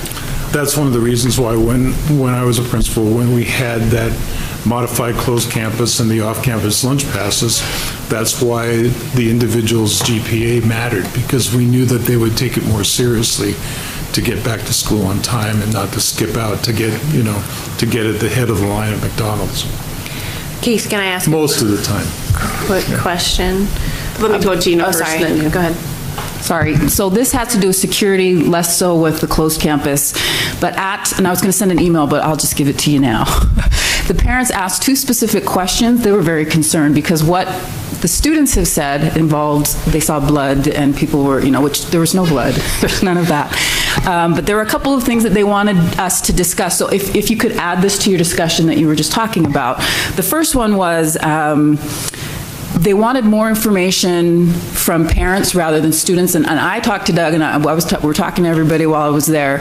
That's a very difficult thing, but maybe we could, and the police are in charge, right? I think that's something that people don't understand. When the lockdown goes into effect, it's not the school district in charge, and so we have adults not communicating because that's what the police have asked, but then we have students who are communicating, and so maybe just something where we could communicate with the police, or coordinate with the police department, just so that it's able to go out a little more quickly, which I'm not saying we did a bad job, I just think it's something we hadn't thought about. So that's one thing that they asked for. The other thing they asked about, and I don't know how I feel about this yet, I'm still thinking about it. They asked if they could promote the concealed carry course and perhaps sponsor teachers to do concealed carry, which I think is a whole big bag of worms, but I'm now passing it to you. You're it, Doug and Keith. But they said they're willing to sponsor that if it is something that is helpful, and you get that. We've talked about that before. Okay. And never came to a conclusion, if I remember correctly, because that is a big can of worms. Yeah, I've had pissed off teachers who are mad at me. I'm more scared of them carrying a gun. So one thing, Gina, we actually, we went through some of these drills a lot. We had it in our high school every year, just as a drill. And this was a topic of discussion really big in Uinta, because Uinta was a very big population that was very pro concealed carry permit. And the cops and the FBI and the sheriff's department all made it very clear, look, I know that we really like and want to promote people with concealed carry permits, but when we go running into a building, if we see anybody with a gun, we're shooting them. So if our employees or people end up having those concealed carry permits and they pull it out to try to defend or something like that, and the cops are running in, they will shoot them without even question. So it's a very tough balancing act. So. Okay. Thank you. All right. Okay, I got three quick things. First, when I met with one of my elementary school principals last school year, one of her requests from me was a fence around her elementary school. So I just want to advocate for the elementaries as well and say we can't forget them, because the safety and security bleeds down to these guys too. It's not necessarily the same problem of kids coming on campus from other schools, but it is the same. I mean, it's kind of similar in where any elementary school kid can literally walk away from the school anytime they really want. Also, I wondered if, when we had that big security assessment, like a year or two ago, if there were any suggestions in that assessment, because it's always boggled my mind that we don't have fences around our schools, and was that ever a suggestion, or was there anything in that security assessment, any suggestions in there that would help us with this situation? I don't remember. Doug, do you remember in the guidepost recommendations fencing? Or not just fencing, but also anything that would help with this closed campus situation? Yeah, I think among the recommendations, which we have them many, and we've just worked to prioritize the ones, the idea that we've been talking to you about visitor management has been really critical, right? The ones who are not welcome on campus. There were elements of being able to track and be aware of your own kids as well. So we don't have that as necessarily as like one of the top one or two, but we certainly are always able to revisit and identify, not just that we're just kind of randomly asking community councils to come up with a solution as it relates to safety and security, that perhaps we could go to those individuals we have a relationship with and talk about securing the campus and what is best practice about doing that. So there are some resources professionally that we could tap into and look into our report to see where their analysis was on that question. Okay, yeah, so maybe we have some of the answers right in front of us and we just need to go back and reprioritize. We'll do a review. And then the other thing I wanted to ask you, Keith, and you guys, I'm sorry, this is the Californian in me. I recognize we do not live in California and we're very opposite of California, and I'm not advocating to be like California. Let me just get that out there in front of this statement. But where I grew up, it was incredibly easy to manage the kids that came on and off my high school, because there was 3 total openings in this big, massive metal gate around my school, and there was a security guard at everyone, and if you didn't have your pass, you weren't getting in or out of that school. Now, we didn't have metal detectors. It wasn't like that drastic, but there were security guards with, all I'm saying is, and so it made me wonder, Keith, like your school that you had this modified closed campus on, what did it look like? Because ours are open partly due to the way it's built. Like, it's going to be difficult to restrain kids unless we put up some physical barrier somehow or something. So I'm just curious what your school looked like. Was it physically different than what we've got? Just spread out. It was actually probably a little harder to supervise, because in Washington, of course, at least by the ocean, which is where this was, in Anacortes, Washington, it was very hilly. Even just the property the high school was on. So there were lots of places that you couldn't get a good line of sight. We had to have one of our campus monitors out by the parking lots, both before lunch began and then also as lunch was ending, to just keep track of who was coming and going. And then we as administrators were out there too. So yeah, it was a very different kind of setup, but a lot of the problems were the same from campus to campus, especially if you consider like Timpview. Timpview doesn't have a lot of really easy lines of sight. So just overall supervision is a challenge for any of those schools that are fairly segmented or have terrain changes. Okay, that's encouraging, because like I say, I only have this one. I went to one high school. That's the only high school I know, and so it's very, to me, crazy the way that we have, like, it feels like our campuses are so open. So anyways, so that is encouraging to me, because there's obviously a balance somewhere in between the two scenarios, and we just need to find it. I think it's, more than enforcement, it's a matter of changing a culture. Absolutely. And that's probably conversations that have to happen over a long period of time as opposed to just laying down a law and assuming that everybody's going to follow it. Right. That'll be one of the bigger challenges, I feel like. Yeah. Okay. Thank you for answering my questions. Okay, is there any other further discussion on this? We will be discussing this further in a further study session further down the road, but any other further discussion as of right now? Okay, if you guys think of other questions or things that come up, don't hesitate to send them to Keith so that he can take them to the rest of the board or the rest of the council as they start discussing these things. So, okay.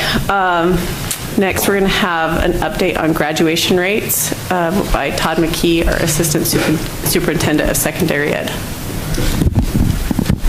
Yes, good morning and happy Friday. I have shared with you preliminary data for our graduation rate for this past year, and I need to stress at the beginning that this is preliminary for two reasons. One is every year the window for graduation is extended to September 30th. So yesterday was the last day that any student from the class of 2021 could complete the graduation requirements, and then that would count towards our graduation rate for last year. And once that window does close, it takes the state about 4 to 6 weeks for them to reconcile all the state student ID numbers, and they do a little bit of shifting. So we always anticipate after September 30th that our numbers will shift just slightly as the state does its process.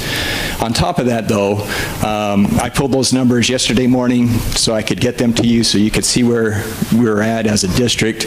I was informed yesterday afternoon, and then it was confirmed this morning that the state has made an error, and they're trying to correct the error in the data. So these numbers are very preliminary, and I wouldn't go to the bank with them. I anticipate, though, at most we're looking at maybe a 1 to 2% shift up or down for each school and district overall. For the most part, we're coming in about how we projected. I will say that our schools did an incredible job, especially over the summer with the additional funding for summer school. It was reported to me that at least between 30 and 35 kids, because we had a rush yesterday, about 5 or 6 more kids, up to 35 kids were able to complete over the summertime since May. So that's a really, I think, a really good thing for us to embrace and look at our efforts this last year, given all the challenges of COVID. I will say that the schools are continuing, our big schools continue to do very well. They're exceeding 90%, and you can see that for the last 3 years. And Independence is really doing an incredible job. They're pushing, at the lowest we anticipate they'll be around 77%, but they could be as high as 80% this year, which is remarkable for an alternative school that size. And it speaks to, I think, the change in the culture that has taken place there in the last 4 to 5 years. I was just going to ask about, like, around the state, on an average, what would an alternative school normally be at graduation rate? Prior to what we've seen both at Independence, and I know Alpine's alternative program's been doing pretty good work, and Davis has really been leading the way. You'd be remarkable for an alternative school to see 50%. But we've really kind of shifted that culture. That school is no longer, previously it was kind of a culture of a school of consequence, and now it's a school of choice.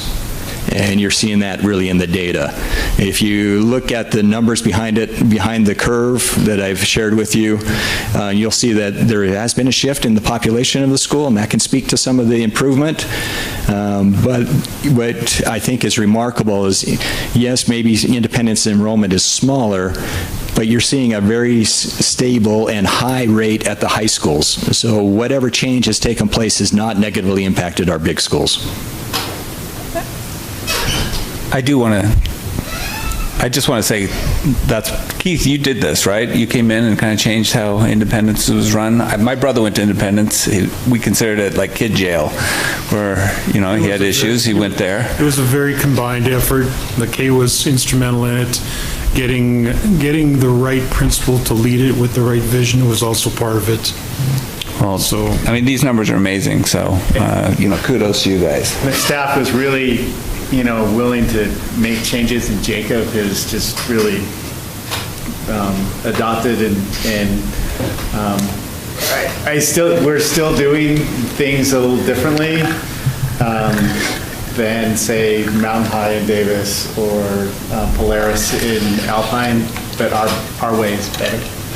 I think so. I think it is really great. It's really trying to reach out and meet kids where they're at and help them see themselves as a graduate. I will say that we were really thrilled about some changes that we've made this year with independence and making a kind of a stronger connection with adult education. So as of yesterday, when the window closed, the students that did not make it, we haven't let go of them.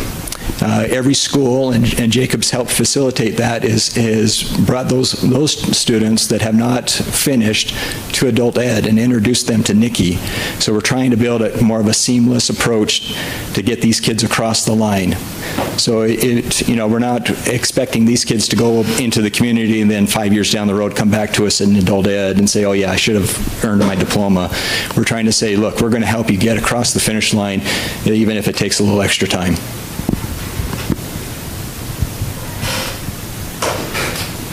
I have a question about the Slate Canyon numbers. Yes. Are those our kids in long-term care, or is that all the kids who are in State custody. any kind of state custody? Or in the locked up state custody? That's the lock-up state Okay. custody. And so I see a really high dropout rate, but is that because they don't stay? These are students that are placed by juvenile justice, and they come to the program from all over the state.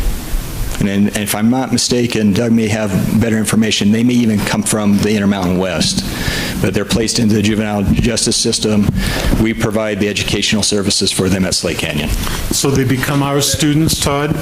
Because they're enrolled within our district geographical area. And that's something that we've been arguing with the state about for quite a long time, and I probably am due for another conversation with Travis on this, because my argument has always been that if they came from the Provo School District and went to Slate Canyon, then we definitely should own them, but we should not be getting it in the neck for having taken a student from another district, and they're here, and I mean, these are kids who have a hard time.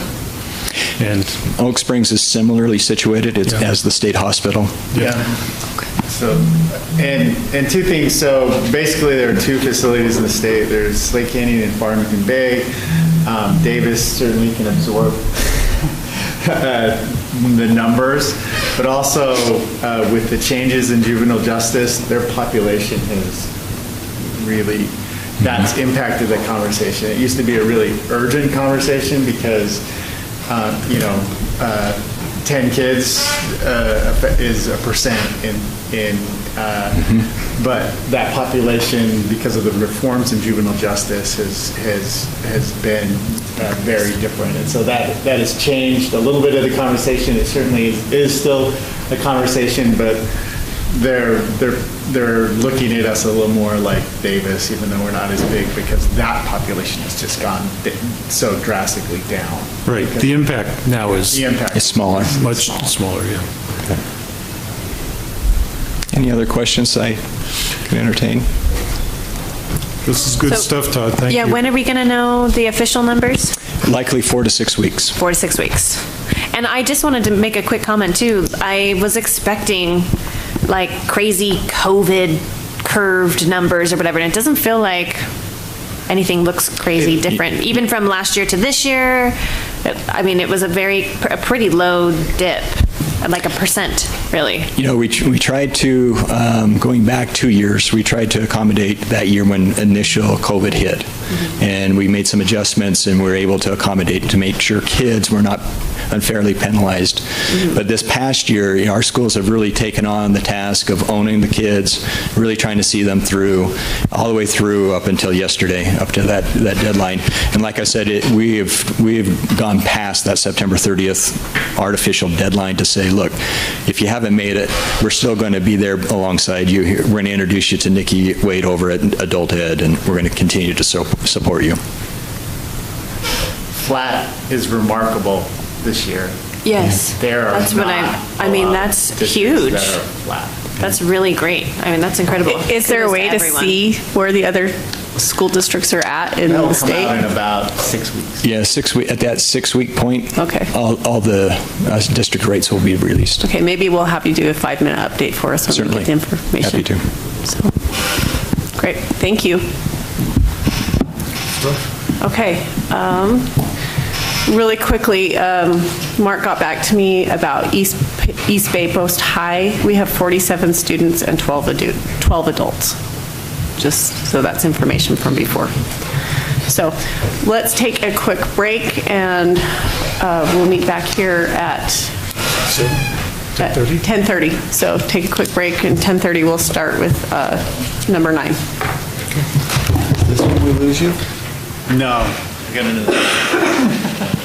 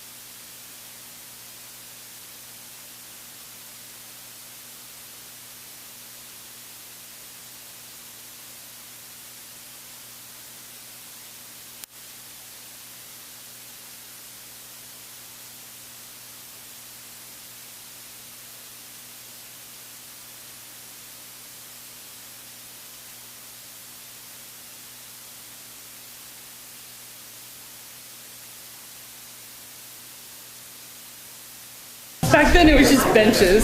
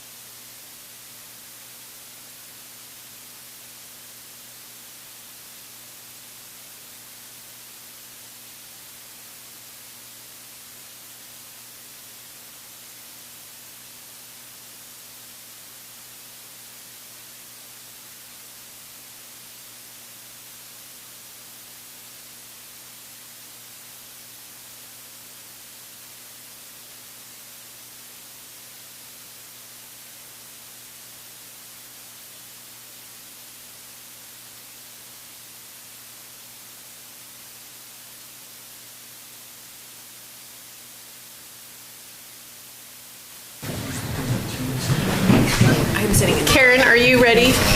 Okay, just making sure. I know. So. All right.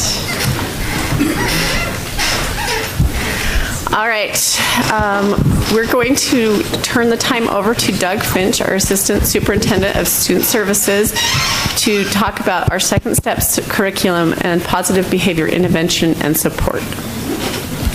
All right, thank you for putting us on our agenda for today. I know this is a topic a lot of you have heard a lot about. And you can see some of our guests today. We have a number of our social workers who've been very passionately involved in this. I've got some of our administrators that are implementing this very effectively in their schools. So the goal is to make this a very good learning, study opportunity for all of you, okay? So I'm going to just open things up with a little bit of context for you to kind of see how does these curriculums like Second Step, how does it fit into the larger picture? And what's the historical work behind that? And why are we even making this a priority? That's my goal. That's my objective part of the presentation. Karen, who's had a lot of practice, and some of you actually have sat in on some of her presentations, she'll take you into the curriculum that's particularly been on people's minds and crosshairs of concern, and that's the Second Step curriculum. So I know she also shared with you some ability to get in and be able to review some things personally. I think I saw an email that was sent out yesterday. So over this 15 minutes, while we might have some planned presentation here for about maybe 20 minutes or so, we hope that there's plenty of room for you to discuss. And again, we have great experts in the room who are at the ground level making this happen very effectively in our schools, who also can help answer questions for you today. So first slide here is just to give you an idea of just definitions. When I'm visiting with some of you, they said, well, give me an idea what this is and what it's not. Well, this is exactly what it is. And I start with a framework that hopefully we're all very familiar with. And this one's been around since I think the district has worked on turnaround schools and so forth. A good 15, 20 years we've been working on PBIS as a school district. I love this definition of it because it really kind of captures some of the reason why we do what we do in supporting students. It's a proactive approach used to help students promote safety and positive behavior. I mean, that's really the gist of it. It supports both academic and social emotional needs of all students. That's why we run PBIS, right? So you can see within that big framework, SEL is something to help students better understand their thoughts, their emotions, become self-aware, help develop empathy. That's a big piece, that they're able to be aware of themselves and others and their impact. These skills and dispositions, we believe, really help students make a positive, responsible impact, make good decisions. They create frameworks for achievement goals and positive relationships with others. That's the whole objective of what we're trying to do. I love this visual here. If you're a little bit familiar with Maslow's hierarchy of needs, and Everyday Strong has been here with our United Way, has been a big push for them. You got this idea of moving up your needs pyramid here from the very basic, just shelter and food and sleep, to safety and security, and then on up to relationship building and achievement, and then self-actualization and thriving. You can see that social emotional really comes after a significant part of the pyramid, that if it's not being taken care of educationally, we really believe you have a hard time getting up into these areas, which are the teaching and learning areas. So they go hand in glove with each other, that we need to make sure we're taking care of this part of the pyramid. Because if it's not put together neurologically and emotionally, someone's going to have a hard time doing the achieving and thriving. That's the philosophical underpinning of this. So why we have emphasized this in Provo is that, I mean, you could just go with the conversation I just had with a principal who was on the way driving in and telling me there's an urgent thing going on in her neighborhood right now. And we quickly worked with the police department to start working on something. Thank you, Jill, for your help 5 minutes ago. We have, anyway, it's almost heavy. It's such a feeling. It's just not anecdotal, but there is real data right now about the increased levels of student trauma, anxiety, behavior misconduct, that you could just classify as all those sorts of things, including the disengagement that really concerns us. And this isn't just a course of COVID problem. I think COVID has just really exacerbated the problem. These have been trends that we've been concerned about for some time. this isn't just, again, I know people say, studies say, well, there really are, and I know that my team of social workers, I spent some time going through significantly developed meta-analysis, as well as, refereed journal articles that have shown for the past 10 to 15 years, there is quantifiable mixed studies, qualitative studies. All of this work's been done to just begin to identify it does improve academic learning for kids to teach social emotional learning. In fact, classrooms also report that the teachers are able to experience these kind of cultures and climates within their classroom. It's so significant. When they run smoother, kids feel safe, et cetera, et cetera. So that's why we work on PBIS and social emotional learning. We just need to make sure before we get into a conversation about a particular product we might be using that people are concerned about, you understand why we're deeply committed to this work. So I thought it would be just helpful for you to understand this isn't just like the last year or two that we've been talking about this. The history of developing these programs in this Provo City School District, though, I think the term social emotional learning has been maybe something within the last 5 or 10 years has come out as the term using. When do you think was the time that we first hired the first school social worker in? I should have like something to hand out. What was the year when the first school social worker was hired in the Provo City School District? 95. Who says it was in the 80s or the 90s or the 2000s? 80s. 1989, yeah. Was our first school social worker. We've been involved in this for a long time, over 30 years, that this has mattered to. Social emotional learning has mattered to Provo City School District. This isn't just the latest little fad. It's been a latest little initiative that someone's afraid we got some money and we got to spend or some. No, we've cared about this for a long time.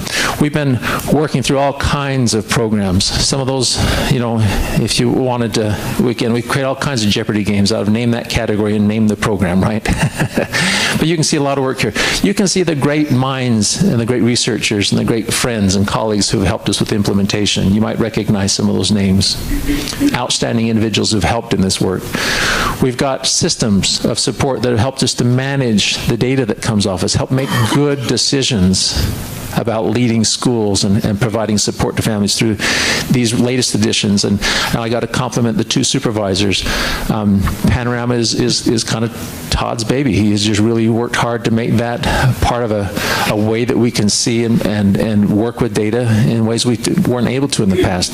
Educator's Handbook's been one that has been something that Alex has championed for some time. He worked with, and some of our schools worked with a program called Swiss in the day, but we have identified Educator's Handbook's maybe even a better version of that, and so we've begun to implement that almost in the majority of our schools. These tools are so helpful to us as it relates to social emotional learning and positive behavior intervention support. We have teams who look at this data, who look at how the school's doing all the time. We have our social work team that proudly now is about 18 to 20 of our social work. Every school has a social worker assigned to work with them. Student and family advocates, student success teams, crisis response teams, threat assessment tools. So there's just so much going on that is just part of our work. I just want you to see the conversation we'll have around second step in a few minutes is just a tip of a part of an iceberg that we can work on. But this is the work that really matters, and this is what makes Provo a pretty special place to work, a pretty special place to have your kids come to school. There's unique things going on here that are not going on anywhere else in this state, and I'm really proud of that. So the adoption of I just wanted to add this last note here because here's another, I think, concern that might be on some of your minds as the Board of Education. All this stuff you were doing, like who gave approval, who initiated it? Your own policy, Policy 4020, which I know Teaching and Learning refers to this frequently because they run our curriculum review cycles, right? But there's a paragraph right there in the opening heading of that says, when the program is not part of the regular adoption curriculum cycle review, it is left to the determination of the school level principal. Under the direction of the principal, they identify curriculums. And so when you say, well, where did all this stuff, including second step, come from? It came from the idea that it was the building principal who said, this will be helpful for my needs at my school, and they, by board policy, have the authority to approve that as for use in the building. Teaching and Learning and Student Services tried to be resourceful through the years on all of these efforts to acquire, to vet, to implement, to professional development individuals as necessary, because that's our role in student services and in teaching and learning, to be supportive to our schools. But the decisions to run with these are oftentimes very much under the vision of our good principals and administrators to say, this is right for my school right now. Just also want to give you an idea that this is a big tiered system. So when you talk about where does all this fit in, look at the top here. This is the good work that your schools do. These are the interventions they offer. You see, Tier 1 is meant to be universal. Every kid at the school should have access to this kind of behavior, social, emotional, and mental support, right? And we believe it really supports the academic pyramids that are out there too, the Tier 1 instruction. Well, this is the Tier 1 kind of support that our schools are more and more getting better at providing. Then, for those who need more time and practice, they get a targeted support, right? So Tier 2. And then those students that are in crisis, or those that small percent that Tier 1 and the Tier 2 aren't working for, we have support for them too at Tier 3. Just again, so you can see the model that we really have worked hard to put together, and we're really proud of in the Provo School District. So here's just a couple lessons I just want to offer to you that are things we continue to learn and refine.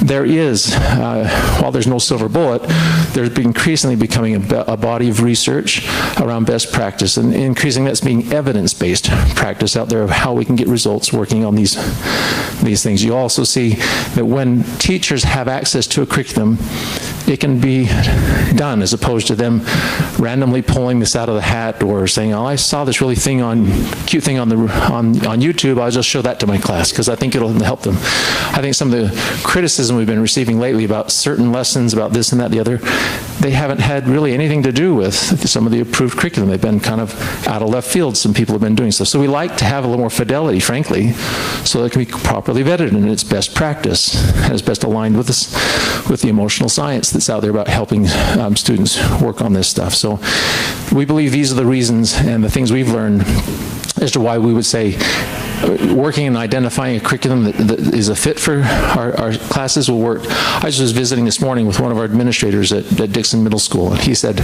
teacher had to leave all of a sudden, and it was the time of the day when we needed to do the social emotional lesson. He says, I was stepping in as kind of the sub while the teacher had to run for an emergency. He said, it just didn't take me but just a glance and a little brief review, and I was able to hold the social emotional learning lesson on cue with everyone in the school that day. So you can see having something that helps that happen, as opposed to have to be really heavy on teacher preparation, teacher reliance, is another reason why we go with a curriculum approach. All right, so then we'll just transition now to giving time to Karen, because we want to make sure that a lot of you have been hearing, and other districts have been hearing, and concerned about a certain curriculum package that's one of many that are available out there as to what is actually going on there. Our social work team, probably about 3 or 4 years ago, were given the request by our principals and then from me to say, let's narrow down all these choices that are out there that we're seeing in other school districts to some things that we would say from our background with social emotional work that would be good products to choose from. And one of the ones that they came out and said it kind of checks a lot of boxes of being pretty good is the second step curriculum. So again, it was some advisement from student services and their social work team and the principals, and some of them that are here even prior to the last 2 or 3 years have some significant background with second steps. And so this isn't a new name, it's not a new company, not a new product that's helped with classroom management, school culture, relationship developing, and so forth. So I'll give the microphone to Karen. She'll take you through a little bit of the inside of what second steps looks like and maybe some of the places that people have pointed out that they've been concerned about. Hi. I think the reason I am standing with the mic today is just because I have taught the program. And so when social workers who have done a phenomenal job and are really a great resource at the schools, when we're describing the curriculum to teachers, it's easier for me to talk about, well, in this situation, in this classroom, it's easy for me to do, and social workers have then been really very supportive in standing next to me while I'm explaining to teachers how they might want to run the program in their classroom. So I came across a program in 1990 when I was teaching in another state, and it was just a kit in my classroom, and so I started using it, and it changed me as a teacher. I found found it to be a classroom management and a classroom culture experience and opportunity. It helped that first year at that school, I had a real bully in my 5th grade class, and he just really struggled to figure out how to make a friend. He desperately wanted a friend, but the way he went about it wasn't going to bring him more friends. And I had to move him around the classroom to find somebody who could sit by him for a whole day. This curriculum and these conversations that we have in these lessons helped him learn how to speak more effectively to his age peers, but it also helped the sweetest girl that I ended up having to put him next to, because everybody else had kind of tired of him, to be able to use really proactive language with him and remind him about some of the skills we'd practiced in our social skills curriculum. So it changed our culture. It changed kids' skills to be able to, not just in frustration, state something or react, but it gave them the language to say, I need to stop and breathe, and then I need to respectfully talk to my peers, or I'm getting in my own way of my own learning, and so I need to give myself a break. And it gives kids that language at very age appropriate. So in kindergarten, they talk about getting belly breaths, and they have them put their hands on their belly, and it's breathe in and push your belly out, and breathe out and push your belly in. And it just physiologically gives them a little bit of space. When the kids get older, they talk to them about counting backwards from 5 before you respond, which is like a life skill, isn't it?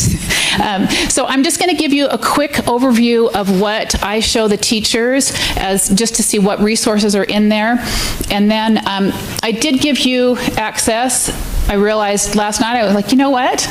We bought a district license. You are the district. So I put it out there so that it's pretty intuitive. I think you'll find you can navigate through it if you want to go in and dig in and get more information about the program. But I wanted to give you a quick overview of what's in there, and then if we need to go to specific, I heard this, I heard that, I heard this, I heard that, then we want to have some time to do that. So when I'm working with teachers, this is just the presentation I use. I skip over the social emotional explanation video, because I think Doug has done a nice job of that for this context. And so we spent a little bit of time on the why. The teachers really quickly go, well, yes, these are things that I'm already doing in my classroom, but it gives a very sequential process, and it gave me as a teacher a real peace in knowing that I was building on something. We had the common language as far as the common vocabulary around these conversations, the common experiences, and it wasn't haphazard. I was able to build on skills throughout the year. So we've seen, I would have expected that they're going to have a gain in social emotional skills. So these are the things just that we see across social emotional programs, but this one is the one that initially surprises, and then we stop and say, well, wait a minute, if kids have more opportunity to get out of the way of their own learning and have their peers less disruptive, then we do see a gain. And this is again an academic achievement by nationally normed tests. So the tests that we're giving them, we're seeing increases in classrooms that are using this curriculum, or these curricula. I would say this is not specific to this data is not specific to second step. And then we have a lower risk of problem behavior and emotional distress. It's a Tier 1 program, so it's intended for everybody. It's intended to be a classroom conversation, and then we can use that same language and those same processes to follow up with students that have more significant need. What it promotes, it decreases problem behaviors and school, and increases student school success. Here's just a really quick overview of what the content or the structure of the programs are. So grades K through 5 have these 4 units. They're all, and they build on each other as far as each grade level is a little bit different depending on the needs of the students at that age. And then in 6th through 8th grade, they're a little bit different. It's 4 units again, but it's First unit for 6th, 7th, and 8th, mindsets and goals. The second unit is recognizing bullying and harassment. Third unit is thoughts, emotions, and decisions. And the fourth is managing relationships and social conflict. Over here with the skills for learning, it's really teaching kids what does it look like to listen? What does it look like to be in a pair so that you take a turn, then they take a turn. And there's lots of just practice and songs and fun role playing around how are we at school. And then it moves to really talking overtly about empathy. There's lots of pictures in the program, and so a teacher will hold up a picture, and then we'll talk about what does his face look like? What are you seeing? How can you tell how they're feeling right now? Or they look at their hands, look at the way they're holding their body. What do you know about that? And then there'll be a story, and then they'll talk through that emotion. And then from empathy, we move to emotion management, and then to problem solving. There's a really nice problem solving protocol in this. I'm going to just show you a very quick, I think it's less than 2 minutes, but. The idea that I can improve kids' lives with respect to social and emotional learning makes me feel valuable. I love literature, but I didn't get into teaching because I love books. I got into teaching because I love kids. We're impacting the world as a teacher, and I think that's a great responsibility. It's great to see the impact that we do have on these students. We are seeing an increase in the academics and academic success, as well as a decrease in negative behaviors. It's given us an opportunity to have those conversations with teachers about when would you send a behavior to the office versus what you can handle in your classroom. And it's empowered them to be able to handle things within their own classroom setting without disrupting that academic environment. It gives them confidence that they have some tools and capacities to approach kids who struggle. When the kids having better behavior, you're not stopping your lessons every 5 seconds and getting them back on track. You can get a whole lesson in. You can then get to the fun stuff, the experiments, or the hands-on in every lesson. The kids are embracing the songs. You can hear our teachers saying the kids love the belly song. And so there's just fun things like that make it fun to learn. Just forming these relationships that you know in some way you're changing these students' lives and you're really making a difference. Establishing that relationship is so crucial because a lot of times these kids, they get a little older, they push the boundaries, they don't look at the teacher as that person that they'll listen to everything about. I feel commercial for sometimes, so if I ever get mad, I stop and breathe, and it helps me calm myself down. I feel really proud if I see them use these skills outside, or they tell me, oh, I use this at home today, you know. That shows me that they're going to be a good citizen as they grow up. We need to think about what kind of world we want to build and what kind of future we want for the students across the country so that we filter the world that we all want to be a part of. None of it would work if it weren't for the teachers because of their work and dedication and their belief in the systems that we're building. That's why our school is the school that it is today. This is always where I fall short, is getting out of the video and moving to the next slide. Okay, so in kindergarten, there are 25 lessons. In 1 through 5, there are 22 lessons. There are about 22 to 25 lessons in 7th, is that about right? Okay, yeah, in 6th, 7th, and 8th grade. The 6th grade curriculum is designed to be more middle school or middle school prep, so it has the same curricula as the 7th and 8th grade does in terms of bands of topics. So there are 36 weeks in the school year, so it's not quite every week. The lesson is once a week, 20, 25 minutes, depending on the age, depending on the lesson. There are lots of activities that teachers can do to follow up on the topic of the week. Let me go to the follow-up one really quickly. So this is an example of what you could, if you had time, to follow up on a 5th grade lesson. So the lesson is managing frustration. So they've done the work, they've done the 20-minute lesson on day 1. Day 2, play the calm down music video. Apparently that was embedded into the lesson initially. Have students sing or say a chorus along with the music. Try the arm tangle activity from lesson 12 again, this time with larger groups. If you didn't use the leader, anyway, going through that. Have students rotate the third day, have students rotate their left feet in clockwise circle at the same time. They make a number 6 in the air with their right hands. As students get frustrated, coach them through using the ways to calm down. So 5 minutes, 3 minutes, 2 minutes, just something to remind them to use those strategies. The next day, this day they used them just on a skill they were trying to use. The next day they're using that same skill on, give them a difficult math warm-up problem, have them go through those same steps when they get frustrated academically. The last day they're saying, you could have kids go through writing their journal a time when they were frustrated recently. How did they or could they have handled it? The strong feelings that came from when they're frustrated. So it's not a daily, it's 20 minutes a week, and then if you want to blend in, they've got lots of activities that you can use to practice during the week. So there's two different types. There's the kit that some schools have physical kits for K-5.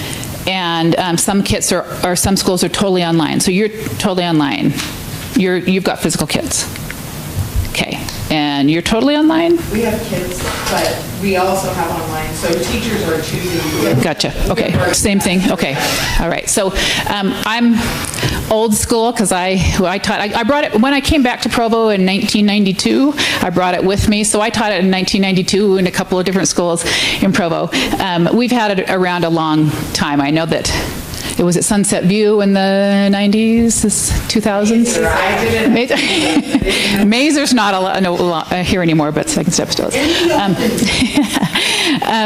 And so with the physical kits, the teachers get a card, and you can just kind of see that there's bold and there's not bold. The bold are the cues for this is the script that a teacher can use.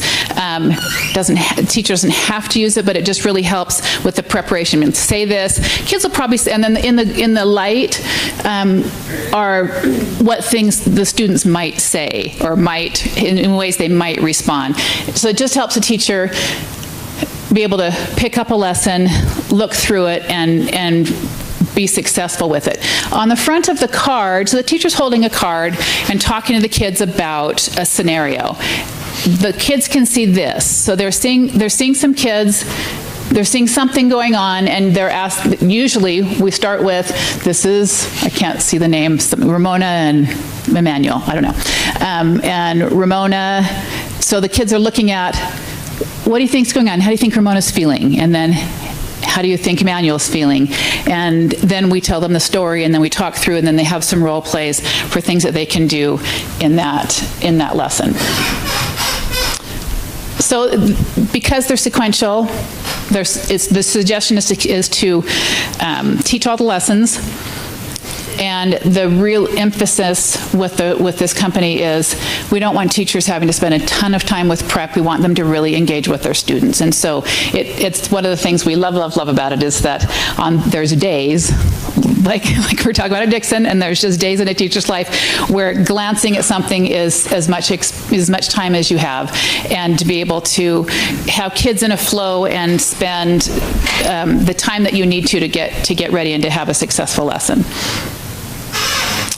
I've put some, we're going to give you this slide deck, but I've put a first grade teacher lesson plan link in here. I've linked to 6th grade family materials, 7th grade, the whole unit for 7th grade. The letter that we're all so painfully familiar with was only talking about the first unit in 7th grade. So I've linked the whole unit with all of the teacher notes to it. I just make a point. The content, you'll find that the second step content by copyright reason is in your executive content. So you do have all these resources here, but because some of it is, again, second step materials, it's available for you to view. You've got your own login because you are part of the school district, but because that's available when we put it in board docs, we just put that in executive content. My slideshow is in the regular content for everyone who had access to it. Oh, okay, thank you, appreciate that. So there's streaming media, video examples, Spanish translation for everything, staff training resources, teacher and implementation tools, family resources. The big thing that I'm hoping I can get out of my presentation and move you to, this just shows how to do it, or how to get into it. I'm going to get out of my presentation and go on to second step curriculum itself. Yeah, that sounds great. If you can open up your second step and try to get on, that would be great. You don't have to. It doesn't. I'm going to put this down and stop presenting and move over to second step.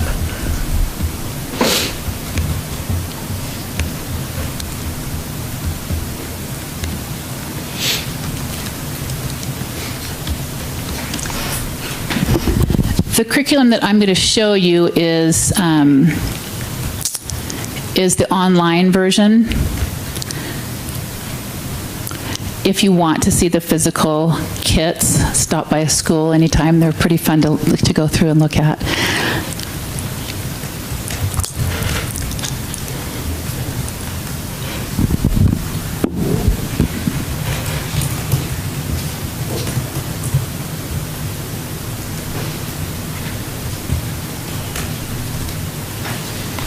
While you're scrolling onto that and we're getting this open, just a couple of points I wanted to make that just as we, in essence of time here, know that again, while this is very organized and ready for a teacher to use, understand that this is just a resource. This is just a resource. If there's a lesson that just is not fitting or doesn't work, or we just don't even think that it maybe applies to the scenario we're in, just know that we can pick and choose from these curriculum resources what we're able to do. It's so much that way for so many of our curriculums and things we do. The teacher is the teacher, and they can identify what ought to be taught. This is just a resource, and we pick and choose from these available resources the things we want to implement in the classroom.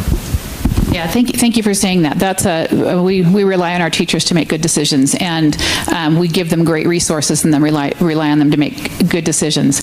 I'm just going to open up one of the grades. Is there a grade? Just yell out a grade. What grade should I pull out? Third. Okay, we'll go third. I'm just going to show you a couple of videos, not a couple of videos, a couple of what the teachers see, what the kids see, but I also want to show you the family supports. In the middle schools, every lesson has a family letter that goes home with, here's what we talked about, and here are some activities that you might want to do with your child. The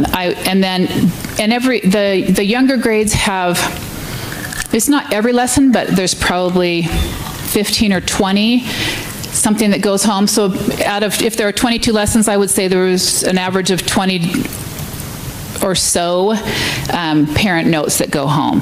So with the physical kits, there's an actual login for parents to get on and see all of the parent communications. We're talking to Second Step right now and saying, can we just put that on our website? But it is password protected. And they said, if you have a parent portal that's password protected, which was a lot of P's in one sentence, they said, yes, of course, but we don't. So we're still working with them on what wouldn't violate copyright. We can post the whole scope and sequence. Everything with all, and they've got a pretty nice scope and sequence. And anyway, we're working with them and they're working with their copyright team to say, this is what you can post publicly if you don't have something password protected. So I'm just going to go to, I don't know, I'll go to Unit 3. I'm trying to be random so that you don't think I'm canned and leading you somewhere. I've had several conversations with parents, and that's what I really just show the whole curriculum and say, tell me where you want me to go. Let's click through. I want them to know that we're transparent. One of the claims is that it's a secret curriculum. Well, it's a password protected curriculum. That's different than secret. We'll let anybody see it, but we can't hand out our passwords. So that's the, you're welcome to show everything to anybody. The company has not got any, they've given no limitations on showing curricula. The piece is, just like with Netflix, we don't pass out, we don't give out our passwords. So that's, I mean, it's a paid curriculum and it's a copyrighted curriculum. So that's the only, every lesson, this is a third grade lesson, this is a kindness lesson. Every lesson begins with a brain builder. They're not exclusive to second step. They're just something fun to get the kids moving with, just like the science of brain builders, with crossing your body with movement so that you can get your brain going again. So get ready to build your brain. Today you'll play level 2 of the game, Disappearing Dots. Here's what you'll do. Look at the grid on the screen and remember the location of the dots. Choose the answer that shows where each dot was on the grid. So you get the idea. Anyway, that's a brain builder. Then this is, we've got 3 different pictures. We're gonna, so the teacher has a lesson plan and it walks through what we're talking about with each of these pictures, what's happening, and there's always a story behind it. And then there's always a section of practice. And if you had the lesson plan pulled up, you'd be able to see what in the world, but I'm assuming there's something with kindness about somebody spilled something, what would you do, how must she be feeling, some of those kinds of conversations. And usually kids are getting in teams and talking about role-playing, just having a 1-minute discussion. What would you do in that situation? What if you were the person that spilled it? What if you were what would you want from people if you were the one who spilled the spaghetti? What would you want if you were the person, or what would you do if you were the person that was standing there during that? So there's always a section where they practice, and then there's a section where you do just a quick check at the end. So that's you can see how the lesson would go pretty quickly in a classroom. I'm going to pull up the parent piece, and then I'll open it up to questions.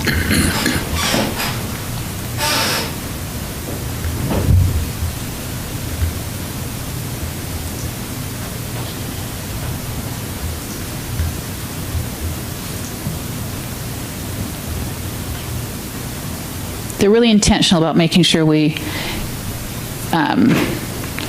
involve parents. So there's all of them with family communication. Is there a grade I should pop into? 3rd grade. Stay with 3rd grade. All right.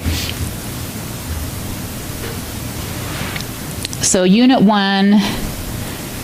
Let's see, well, we were with Unit 3, so let me just go to that kindness one. So this is, in this week's lesson, your child will learn that people like to be shown kindness in different ways. Try this at home. Ask your child what helps them feel better when they feel sad. What helps when they feel embarrassed or angry. Tell them what helps you feel better when you feel those same emotions. So it's ways and ideas to connect back to those classroom conversations and give kids an opportunity to even clarify, this is what this child's family does, is that what we do, those kinds of things. It just gives parents an opportunity just to keep involved and stay in the middle of it. So that's, in this, it looks to me like in this grade, there's something for every lesson. And that could easily be embedded into a teacher newsletter, etc. So, do you want to go to 7th grade? What do you want? What do you need to know about this curriculum? Yeah, again, I think that we anticipate that you're hearing some things. Some of you have been in meetings where some concerns have been raised. If I were to try and put them into some just generalized categories, I attended one of the meetings that was held at Edgemont Elementary School a couple of weeks ago.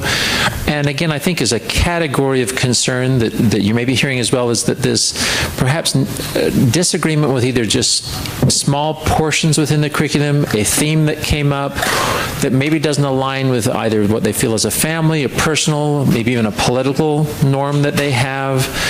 And then even going so far as to saying some of the people that are the writers, the originators of this curriculum, maybe don't align with them in terms of some of those same values. Those are a category that I think some people are really incessantly fixed on as they're expressing their concerns, and maybe you're experiencing the same. The others, as I begin to work through constructive conversations with people in those settings, is, well, what would help? And we start getting this category of again, make sure it's super transparent. Communicate with us proactively about this. If we want to come in and express our concern or interest in what's going on, please welcome us to come get involved at the school level. If we would like to even sit in a classroom and observe, or even make the request to exempt ourselves or our kids from a certain lesson, would we accommodate that? Those are some of the conversations that become a little more constructive for the few individuals who say, this is just not working for me. And there's some neighborhoods that I think you're probably aware of that are in that spot. So we have, again, a great team of individuals that are here to just help you now, as we've got whatever balance of the time, Melanie, that you'd like to take for this, to just say, we can show you things, we can answer some of the questions, we can provide some, at the ground level, what's going on in schools, kind of answers for you as you continue to work with your constituents and people who are asking you questions about this. Again, this one small piece of what we do with PBIS and SEL as a school district. We don't want to have this one thing, of course, throw us off course. We're doing a lot of great things. As you can see, been doing it for 30, 40 plus years.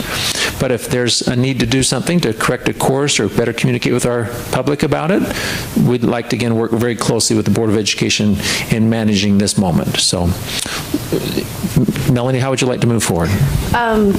Do you guys want to see some more of actual lessons, or would you rather I just ask questions? I would love to hear from some of our guests that are here about their experiences. That's what I was going to ask, if they just want to tell us their experiences of how they see this plan or this curriculum. In this slide deck, I'll also Ben put together some really nice resources to help you navigate through the 7th grade specific questions for that specific letter. He's done a really nice job with that. I'll put that in the slide deck. And then Rock Canyon, Rebecca has done a beautiful video with teachers explaining to their community how this works in their school, and it's stunning. So anyway, I'll send that around just so you know that'll be in the slide deck. Same with the article. I think, Ben, you have some articles that... Yeah, there's a ton of resources that have been put together by our social work teams to try and demonstrate how teachers even feel about it, and how the impact that they're making within their schools. So know that those resources are recorded and are being used in schools in these kind of settings. But let's go ahead and have, again, maybe we'll start with elementary. Those that are working in elementary schools, either a social worker or a administrator, just kind of offer a bit of a comment as to how's it going, to answer Jennifer's question. I just had a quick comment on it. Hello, now do you hear me? Yeah, that's on. So that video hasn't been shared yet with parents, but it's awesome. As far as your question, I've seen it in multiple schools because Provo Peaks has been doing it for years and in some classes, and Rock Canyon piloted it in 5 classes last year, and I just keep hearing from teachers and from parents, this is awesome, this has helped my kid with us at home, and this is so helpful for me as a teacher. We're seeing a difference in our class. So I've heard really good things. Up until this last month, I've never had a parent concerned.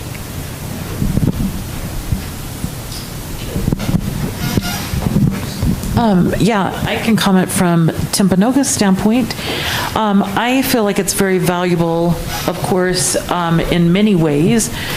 But one thing that I have really loved about it is this common language that's built, and that we're all learning very specific skills and learning how to adapt, how to be better people using those skills.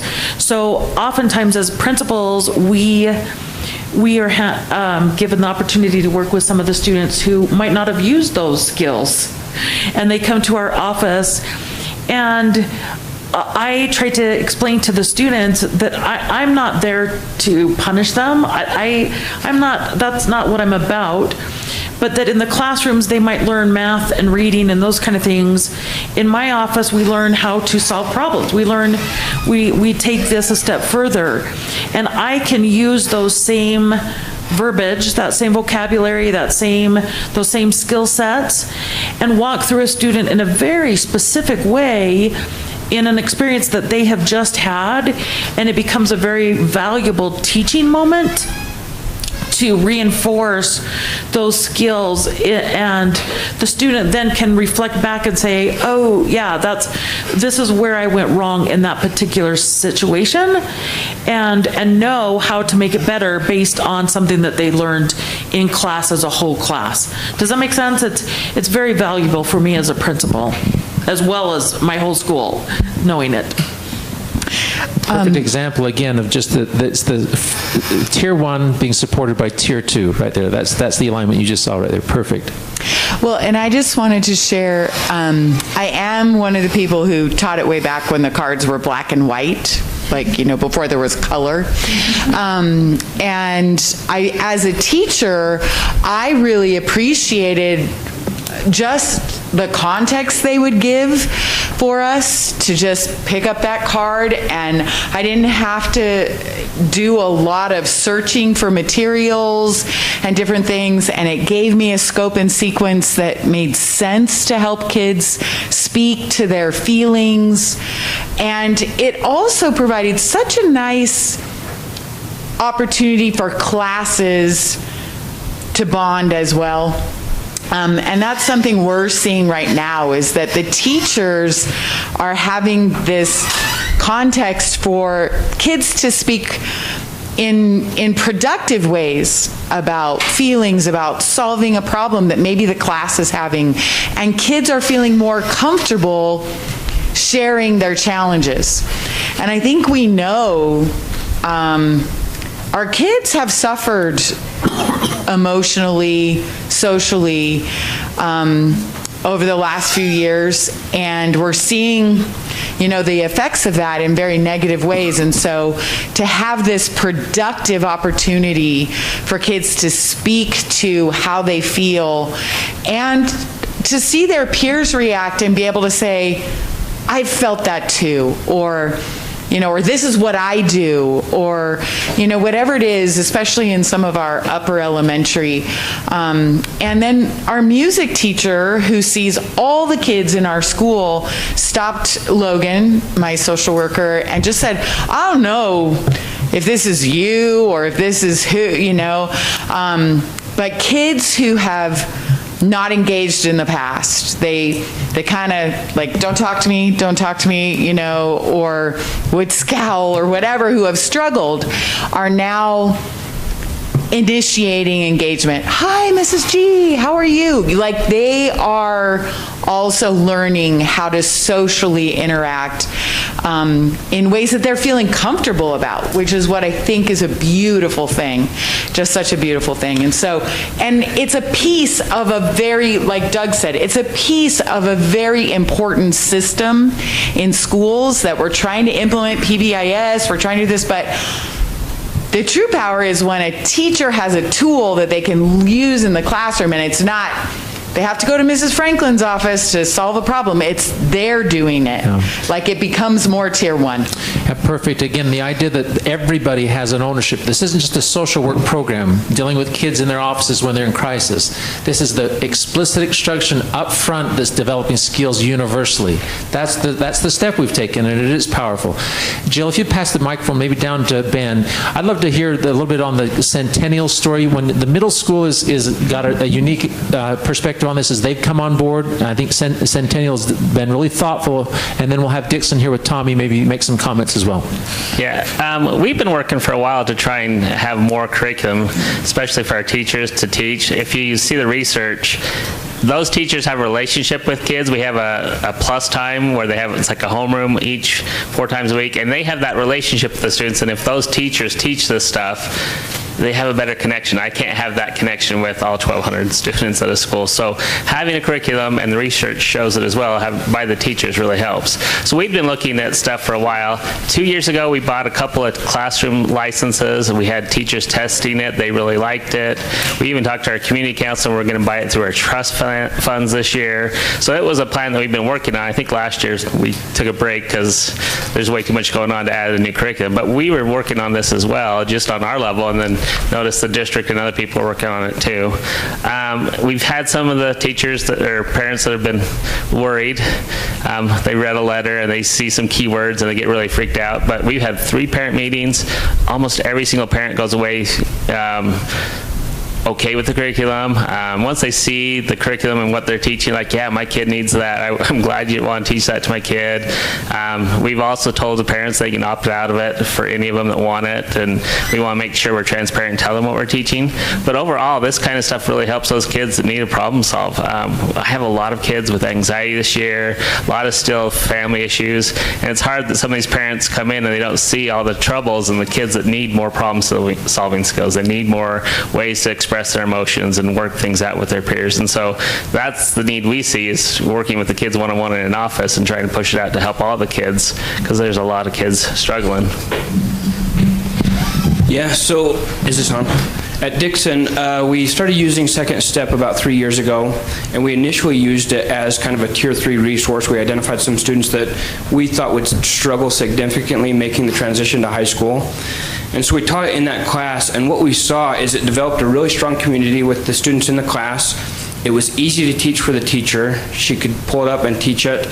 And the students were improving in their social skills and their problem-solving skills. And so this year, our plan was to roll it out, and then luckily the district bought it for us. But we are doing similar to Centennial. We call it team time, but once a week, every student in the school receives the lesson.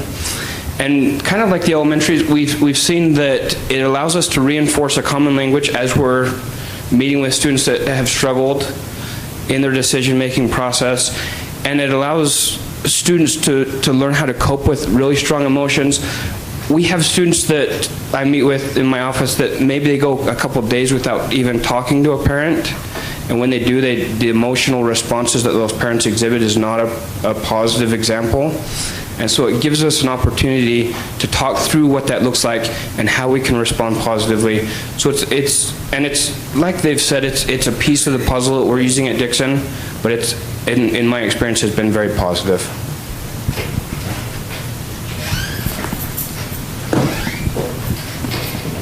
Other questions from the board that we could field for you? Again, want to help you see perspective as well as answer questions your constituents are asking you about and may continue to ask you moving forward. Go ahead, Jennifer, and then Nate. Sorry, I'm asking all the questions. So you've mentioned how it's helped some of the students who really need some of these skills. I've heard from some parents that they feel like their kids don't need it. What as social workers, what would you say to those parents? Can all of the students benefit from these lessons, and if so, how?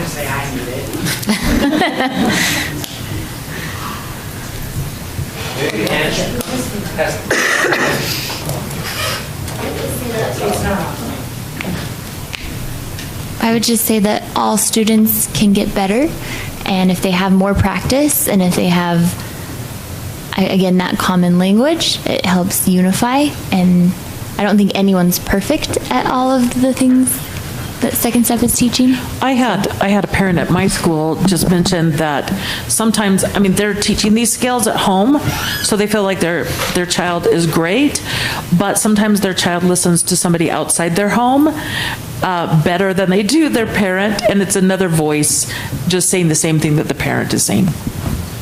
Well, another thing that I would say is it helps with the classroom culture. So you're preparing your child to be a really good 8-year-old and a good 8-year-old in your family. Is this on? It's on.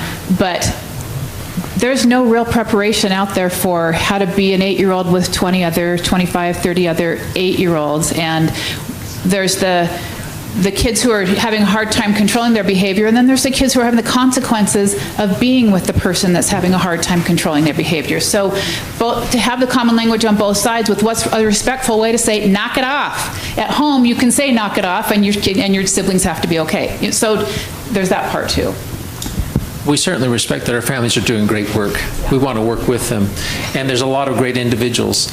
We're trying to build a sense of community in our school district too. And so maybe that's the answer to that too, is that the positive role models who know and can also contribute to the well-being of everyone around. That's a sense of community. It's not individualism, it's not tribalism, it's a sense of community. And schools have been built for that, to create a sense of community. So we again want to value and say thank you for homes that are also teaching some of these great skills as well. Nate, you had a question?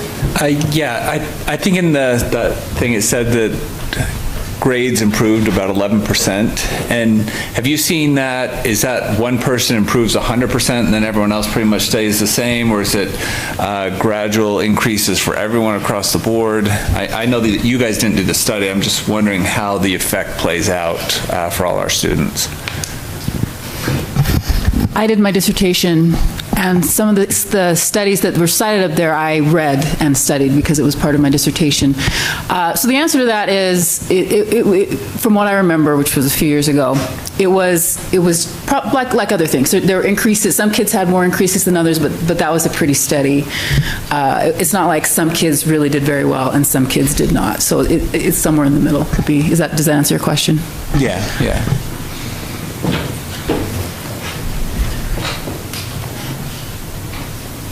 Is there anything else, anybody else here that wants to share with us? I have one. Go ahead, Rebecca. Sorry, with all those percentages that were shown on the presentation, do you guys feel like you're seeing about the same type of results in our schools? Like, what do you feel like you're seeing in the schools compared to what that study showed? Yeah, for us, honestly, it's too early to tell the academic side of it because we haven't been doing second steps for long enough. But we are seeing discipline referrals to the office go down, and we're recording that through Educator's Handbook. Does it make sense? And comparing to previous years and those discipline referrals. Okay. Well, and I would say for us, it's not a reduction in discipline referrals, but a reduction in repeated discipline referrals, because sometimes they do need redirection, they need a little more support. And I have a lot of new kids to my school that didn't experience second step, but what I'm seeing is an office referral happens, we're able to kind of team on the things a student needs, and then we don't there's not repeated referrals. And I'd also say that this pairs nicely with the restorative practices that we've been trying to do in our schools as well. I think that a few years ago, it would be really hard for the average 5th or 6th grader to approach and talk to the person who's harmed them and have a conversation and to make, an apology. This year, I've done it multiple times, and every time I come up, what is the solution to the student? Their answer is always, I think I should apologize. I can't point to this directly and say this is what's causing that, but I do know that the language and the skills being taught in this are contributing to the work we're doing in that. I think it's important to note that you can see this mindset that when students need discipline, it's not seen as necessarily a moment to be punitive. There is need for consequence. There's a need, as we talked earlier in the session about deterrence and so forth, right? But they are teaching moments. You hearing that? We're trying to work on needs and skills, and we see less recidivism.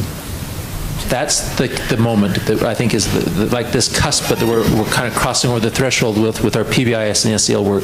So it's pretty powerful, and wanted just to kind of get a feel for that it is a real moment, a hinge point for us as a school district to continue to look at our work with students is teaching moments when they're with us. And no matter what it is, in academics or in the behavior and social emotional, gives us the curriculum and the context to teach it well. And we're really pleased with that. Terry. So you guys are specifically talking about second step, but in your presentation you listed, what is this, like 10 different programs? So how many different programs are being used in this school district? Well, I'm looking back at that slide. Some of these strengthening families, again, these probably meet different little niche needs. If we find a family that needs to work on these skills at home, we've referred them to strengthening families. We even at one time offered strengthening family classes, right? Why Try is a curriculum that a lot of the high schools have used in time, and social workers and counselors have used this at times about things. So that's probably not as much emphasized. So elements of some of those are still hanging around. So this was meant to kind of give you a history of over the past 15 to 20 years. Some of those have come and gone. Some of them are still lingering. Some of them had ongoing impacts. The work, I think, with restorative practice that's on there has been a recent thing. PBIS was mentioned on there. Of course, that set a really big framework for us. So they're all contributing, I'd say, but I wouldn't say that we've got all these curriculums out there. These probably represent more kind of attitudinal and lenses we use to get work done now. And they've all kind of built on each other, I think, in a lot of ways. So second step goes through 8th grade. What, if anything, are we doing in the high school for our social emotional learning? Yeah, I think that they're exploring it. Just like, again, these folks have been on a journey as to identifying what is the right fit for them. There have been some things, and probably Todd could speak to this a little bit from his time, I think, working with the secondary administrators, that there are some products. I think Paul Calderon and his group have done some things in the past. I know Paul's on the community council, I think, at Provo High School right now, and is advocating for some of this same sort of work in the high school setting. So yeah, Second Steps doesn't move into 9 through 12, but this same effort and developmentally appropriate work is what I think they're working on. Todd, can you speak to that? Yeah, the high schools have in the past used 2 different programs that Doug referenced. One is Y-Try, and I know that's still in existence out at Provo High School. And the other is Strong Teens, which is Paul Calderon's program. It's not his, but he has done a lot of validity work around that. But those are the 2 programs the high schools have used. And I'll just offer that also both schools, and this was, again, I attended a community council meeting last spring where Paul, as a member of that committee, they were advocating for some wellness facilities, wellness rooms, those sorts of things that are opportunities to reinforce and support students' social emotional well-being. So it's neat to see that our schools are almost across the board, utilizing that space. We didn't talk a ton about that, but that is another neat thing. We could spend a lot of time on what's going on in terms of wellness centers and wellness rooms for people to, again, work on their skills and their needs associated with their behavior. Was there one more comment back here? Isabel, yeah, go ahead. I just want to say that I work at Franklin Elementary. I had multiple parents just come to my office and say, can I be part of this group too? Can I learn some? Because growing up, I didn't know any of this, but knowing that my kids are learning this, I want to learn more. So I spoke with our Title I coordinator, and she said maybe we can do a class or one of our parent engagement. We do an activity where parents can come in and we just teach them some of the things that kids are learning here at the school that goes with the social emotional. And yeah, we see this, it's working at Franklin. I cannot talk about academics again, but just 2 days ago, we had a kindergarten that said a really bad word to a 5th grader that she didn't even know, but she heard the word and didn't know the meaning and just thought it was funny just to say to that 5th grade, and the 5th grade said, you know what, that's not appropriate. You really hurt my feelings. And that kindergarten starts sobbing, and they brought them to the kindergarten to my office, and I said, tell me what happened, and she's like, this is what I did. I just learned it's really bad and feel so bad. And I said, what do you need to do to fix or to solve this? She's like, I feel like I need to apologize. And we asked, the 5th grade came in, they had a conversation, they solved, they're best friends now. So that's what we want to see, so thank you. Thank you so much for the time you've allotted. Again, you can see a combination of a lot of things happening. The restorative conferencing, is the PBIS work, the social emotional, the language that you said, it's all blended together. You're hearing some criticism, which again, we're always welcome to feedback from our community, and grateful that you've articulated and been able to listen to a lot of it. Help us know how we can continue to be resilient as a school district on doing these things that we think build resilience in our kids and in our community. So thanks for, again, I know we've went over the time allotted, but any sort of follow-up, make sure you direct it toward any of these team members you can see are very passionate and feel like we're headed in a good direction. Thank you. Thank you for your presentation today. I really appreciate it, and I appreciate everybody who came here and gave us their perspectives. That was really worth it. So thank you so much. So again, thank you for coming. All right, next we're going to have talk about communications. Keith, do you want to start that one up? Yeah, I will ask Caleb to stand up and just tell you what's happened in communications in general terms since our last retreat in February.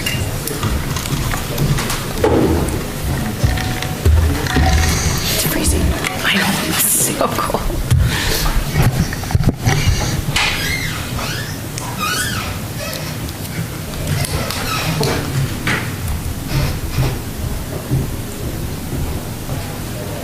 We're just gonna go turn it down.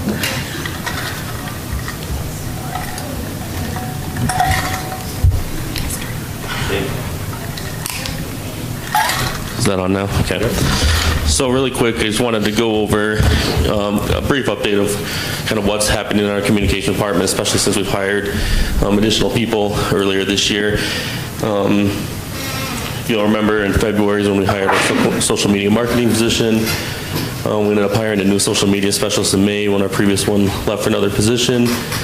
Over this summer, we ended up having to work with 7 new content managers at the different school locations. And then we have those 2 positions, which me and Shauna continuing. The purpose of having the expanded department, if you'll remember, was to be able to do more, not just simply make it easier to do what we were already doing. So that's kind of the purpose of this quick presentation, is to show you the things that we are doing that's additional to what we have been doing or enhanced from what we were doing previously. As far as content goes, and that's across all our platforms, website and social media, we're having more consistent and more detailed content. That third one there is one I'm the most excited about, where we're actually now able to create content instead of relying on people sending us information. We're able to go out to schools or activities or teams or groups, things like that, and dive into what they're doing and create our own content versus relying on, after the fact, this is what happened at our school. We have started to be able to follow up to schools and departments as they ask us to do certain things. We have a system put in place now to let them know when that's happened, what's come from that. If there's any problems, anything like that, we can work with those departments or schools on those. And we've had an increased presence at schools and events. I know people have been seeing Elizabeth a lot at activities, and that's completely on purpose and why we hired that position. As far as our outreach, instead of just trying to get stories out there for everybody to see, we're able to segment and target our audiences a little bit more now, or a lot more now. So the content that we're creating and the projects that we're doing are trying to reach certain groups, and they're good for everybody, but there's purpose behind those. And then you'll see at the bottom, we've actually been able to more recently start incorporating students. And this is exciting because it's not just trying to reach students and get them to follow us on Instagram or anything like that. It's going out and building these relationships with students, being at their activities. You'll see the ones that we've been doing the most right now are football games, dances, and we have an esports thing coming out here in the next couple weeks, where we work with those students, we highlight what they're doing, aside from what the activity might be. So for example, the football games, Elizabeth's been going to football games and doing things on social media, working with the students, being in the student section. But she's not just there covering the football game, she's covering the experience. She's interacting with the students. Students are excited about it and starting to recognize her and us and reach out to us with their own ideas and things like that. And as we go on throughout the year, we'll move on from just those 3 areas and incorporate that into other places. But we're also seeing that as the students are more involved, parents are becoming more involved. The kids are going home and saying, look, I'm on Instagram, I'm on wherever Elizabeth's put them, talking about the dance or graduations, kind of where this all started last year, and then the parents are getting more engaged. We actually had a parent reach out to us a couple weeks ago and noticed on our website that we had a picture from graduation of his daughter on our website, and he was asking for that picture, and we were able to go through, and we had Shauna had taken 10 or 15 pictures of that student specifically and able to provide those pictures to them. And it's things like that we're seeing as parents are starting to recognize what's going on. Social media, just within our department, we just have more eyes on social media. We're not relying on one person to do that, and that's allowing us to have a better response rate. We're also able to focus a little bit more on actually trying to improve ratings and analytics on things instead of just keeping up to date with what we're doing. Instagram's where people are right now, and that's where our biggest growth is, and so we've been able to focus there and really target reaching out to parents and students through Instagram. And then just monitoring all our platforms is easier with the social media marketing position dedicated to that. The website, you'll remember we just were able to release and complete the website update with the help of the web team. Shauna was able to work closely with them with the time that she now has to do that. And that continues. Shauna specifically handles our website. She's able to look more deeply, find where there's bad links, content errors, things like that, and work with departments or schools or the web team to update those things. We've also now been able to create a district events calendar, and you'll see later it's kind of in conjunction with our content manager. But we have a district events calendar where school board, district admin, parents, they can go and just see what's going on district-wide at different schools. Collaboration, this is one that we want to focus on and we want to do more of going forward, but we're able to now work closely with departments, specifically at the district level, and then hopefully spread that to the schools. You'll see the two areas where you might notice the most collaboration right now have been with student services, with the diversity and equity, working with Brian Yazzie and his team a little bit more, and then with teaching and learning, the media specialists and librarians. And I have a slide later on kind of our future plans. This is one area that we want to branch out and grow and do more with other departments and more within student services and teaching and learning. This is kind of just a list of other things we've done. Spanish translation is a big one. That's taken up a lot of time and a lot of effort. And we've got to the point now where everything that we're sending out is translated into Spanish. It's posted in the same post. It's not a separate thing that we're sending to that group of parents that needs that. And we've been getting a lot of good feedback on that. We've had 2 months now of releasing a community newsletter to parents. We email this to every parent that we have contact information for. And it's a highlight of some of the stories that we've done.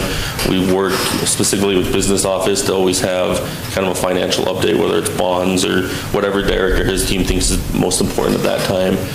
And then we can add whatever else people need to want us to have in that. Drone licensing, a couple years ago you guys approved a drone policy and we purchased a drone. We haven't been able to use it yet because the licensing process is extensive to be able to use it for a school district, and so we're now able to do that. Hopefully by the end of this month we'll have 2 people licensed in our office, and that's going to go a long ways to increasing the video options that we have within the district and some of the things that we've had schools asking about here and there. We've had increased foundation support, increased support with the Provo Way Awards, and then less disruption to our department when something unexpected happens. Things like this Provo High situation a couple weeks ago, if somebody's sick. In the past, me getting pulled away to something like that kind of shuts down the work of our department, especially if I'm needing support on social media or whatever. But with the Provo High example, we had me and Elizabeth handling that part, but Shauna and Alex were able to continue just doing the work of the department. It doesn't shut us down as much. Going forward, these are things that we're planning on doing. We're going to have an increased emphasis on internal communications. Some of that goes along with working departments and then other ideas that we have as well. Increased video and graphic design work. Shauna is now available to do a lot more of that, both for our department and then as other departments or people are needing that, they can come work with us on that. We're looking at doing a mid-year community mailer. We send out the registration newsletter every summer. A lot of districts in January, February timeframe, they have a kind of a mid-year report. It's something that we've looked at for a few years at wanting to do, just haven't had the time to be able to do that. We want to continue to broaden the outreach we're having with our different audiences. We still have 3 school websites that aren't fully updated to the new school website platform that we had put in a couple years ago. We want to get those done. And then media outreach. Right now, we've been trying to put a focus on that. You'll see some of them, like the Mckee Kim story's been in a lot of different places with her lemonade stand. There's some difficulties going on right now with some media outlets just because of turnover with positions and stuff. It hasn't been as simple as I would like it to be able to get things covered, but we want to focus on that. Translation services, we have got to a point where it's expected and it's been useful and good that we have the Spanish translation, but we don't have the time to keep having Elizabeth do that by herself. And so we're working on getting some outside help to coordinate with, to help with that. And then we want to focus, especially as construction begins happening in different areas, report on that a little bit more and be a little bit more transparent with that. So that's all I have. If there are any questions, happy to answer them. Yeah. Where's the link to the community newsletter? Because people are going to ask. So we don't have that on the website right now. We've been emailing it to everybody. We can go on our communications page and put a place for that in one of the boxes that we have there. Caleb, I just want to say thank you. This is kind of like the direction I feel like we've been wanting everything to go for a while, and it's looking really great. Yeah, thank you. Yeah, I think it's been good. Yeah. And a lot of those things you said that you've been doing, I've noticed Elizabeth interviewing people with her mini mic series, and I've been seeing more, so I appreciate that. It's been fun to see it kind of come to play. Well, it's been a lot of fun to see how she can go to a football game and not have it be about the football game, or the graduation. It wasn't just about walking. The graduation process, like they're deep, meaningful things that she's getting out of those. Just building connection, which is great. Well, she blends in with the students. Yeah, she at the football game she goes to, she gets questioned. I think one of the Provo High games, she had a bunch of people ask her if she was allowed to be where she was. She had to keep showing her badge, and Jared Seitz has helped her get access to where she needs to go. I also wanted to say thank you, and especially I appreciate the newsletter going out to the families and just highlighting everything that's happening in the district. So. Yeah, And the Spanish is great too. I've noticed that on everything that comes out, and that's awesome. Caleb, how many years ago did we redo the website? The main website or the school ones? The main website. It's probably been 4 or 5 years now. Okay. I probably will want the board to give some thought to, are you still happy with it? Are there, would you like us to, after the 3 remaining school websites are completed, would you like us to engage in a review of that and, Yes. and look at some of the other updates that are potentially out there? Yeah, it's hard to find things. You know, it takes 10 clicks to get into anything in Board Docs if you know what you're looking for.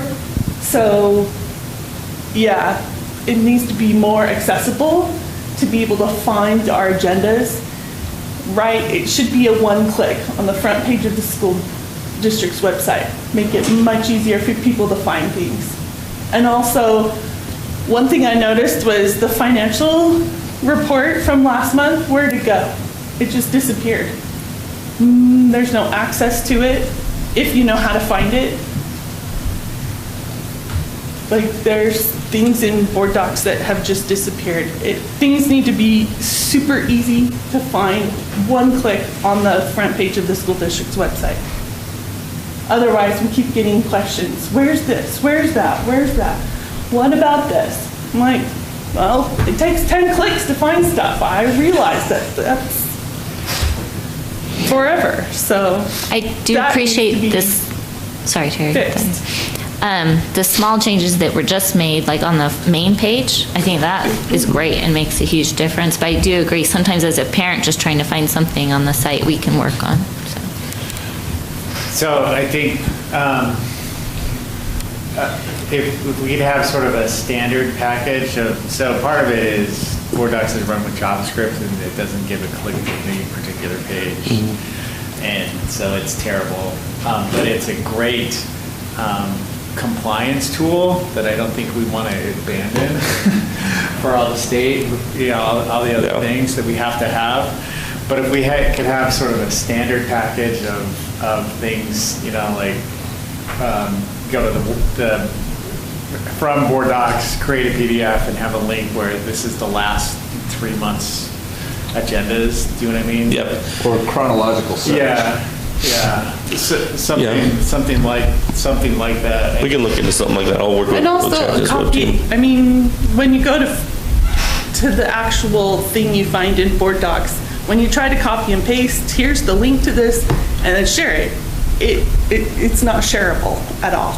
A lot of that will be Board Docs and not our website. Whenever somebody clicks on Board Docs, it's not staying hosted within our website, it's taking them out to the Board Docs site. So we can look at, I'll work with Sean and the web team and Chad to see if there's things we can do specifically with making it easier. I think your suggestion's a good one.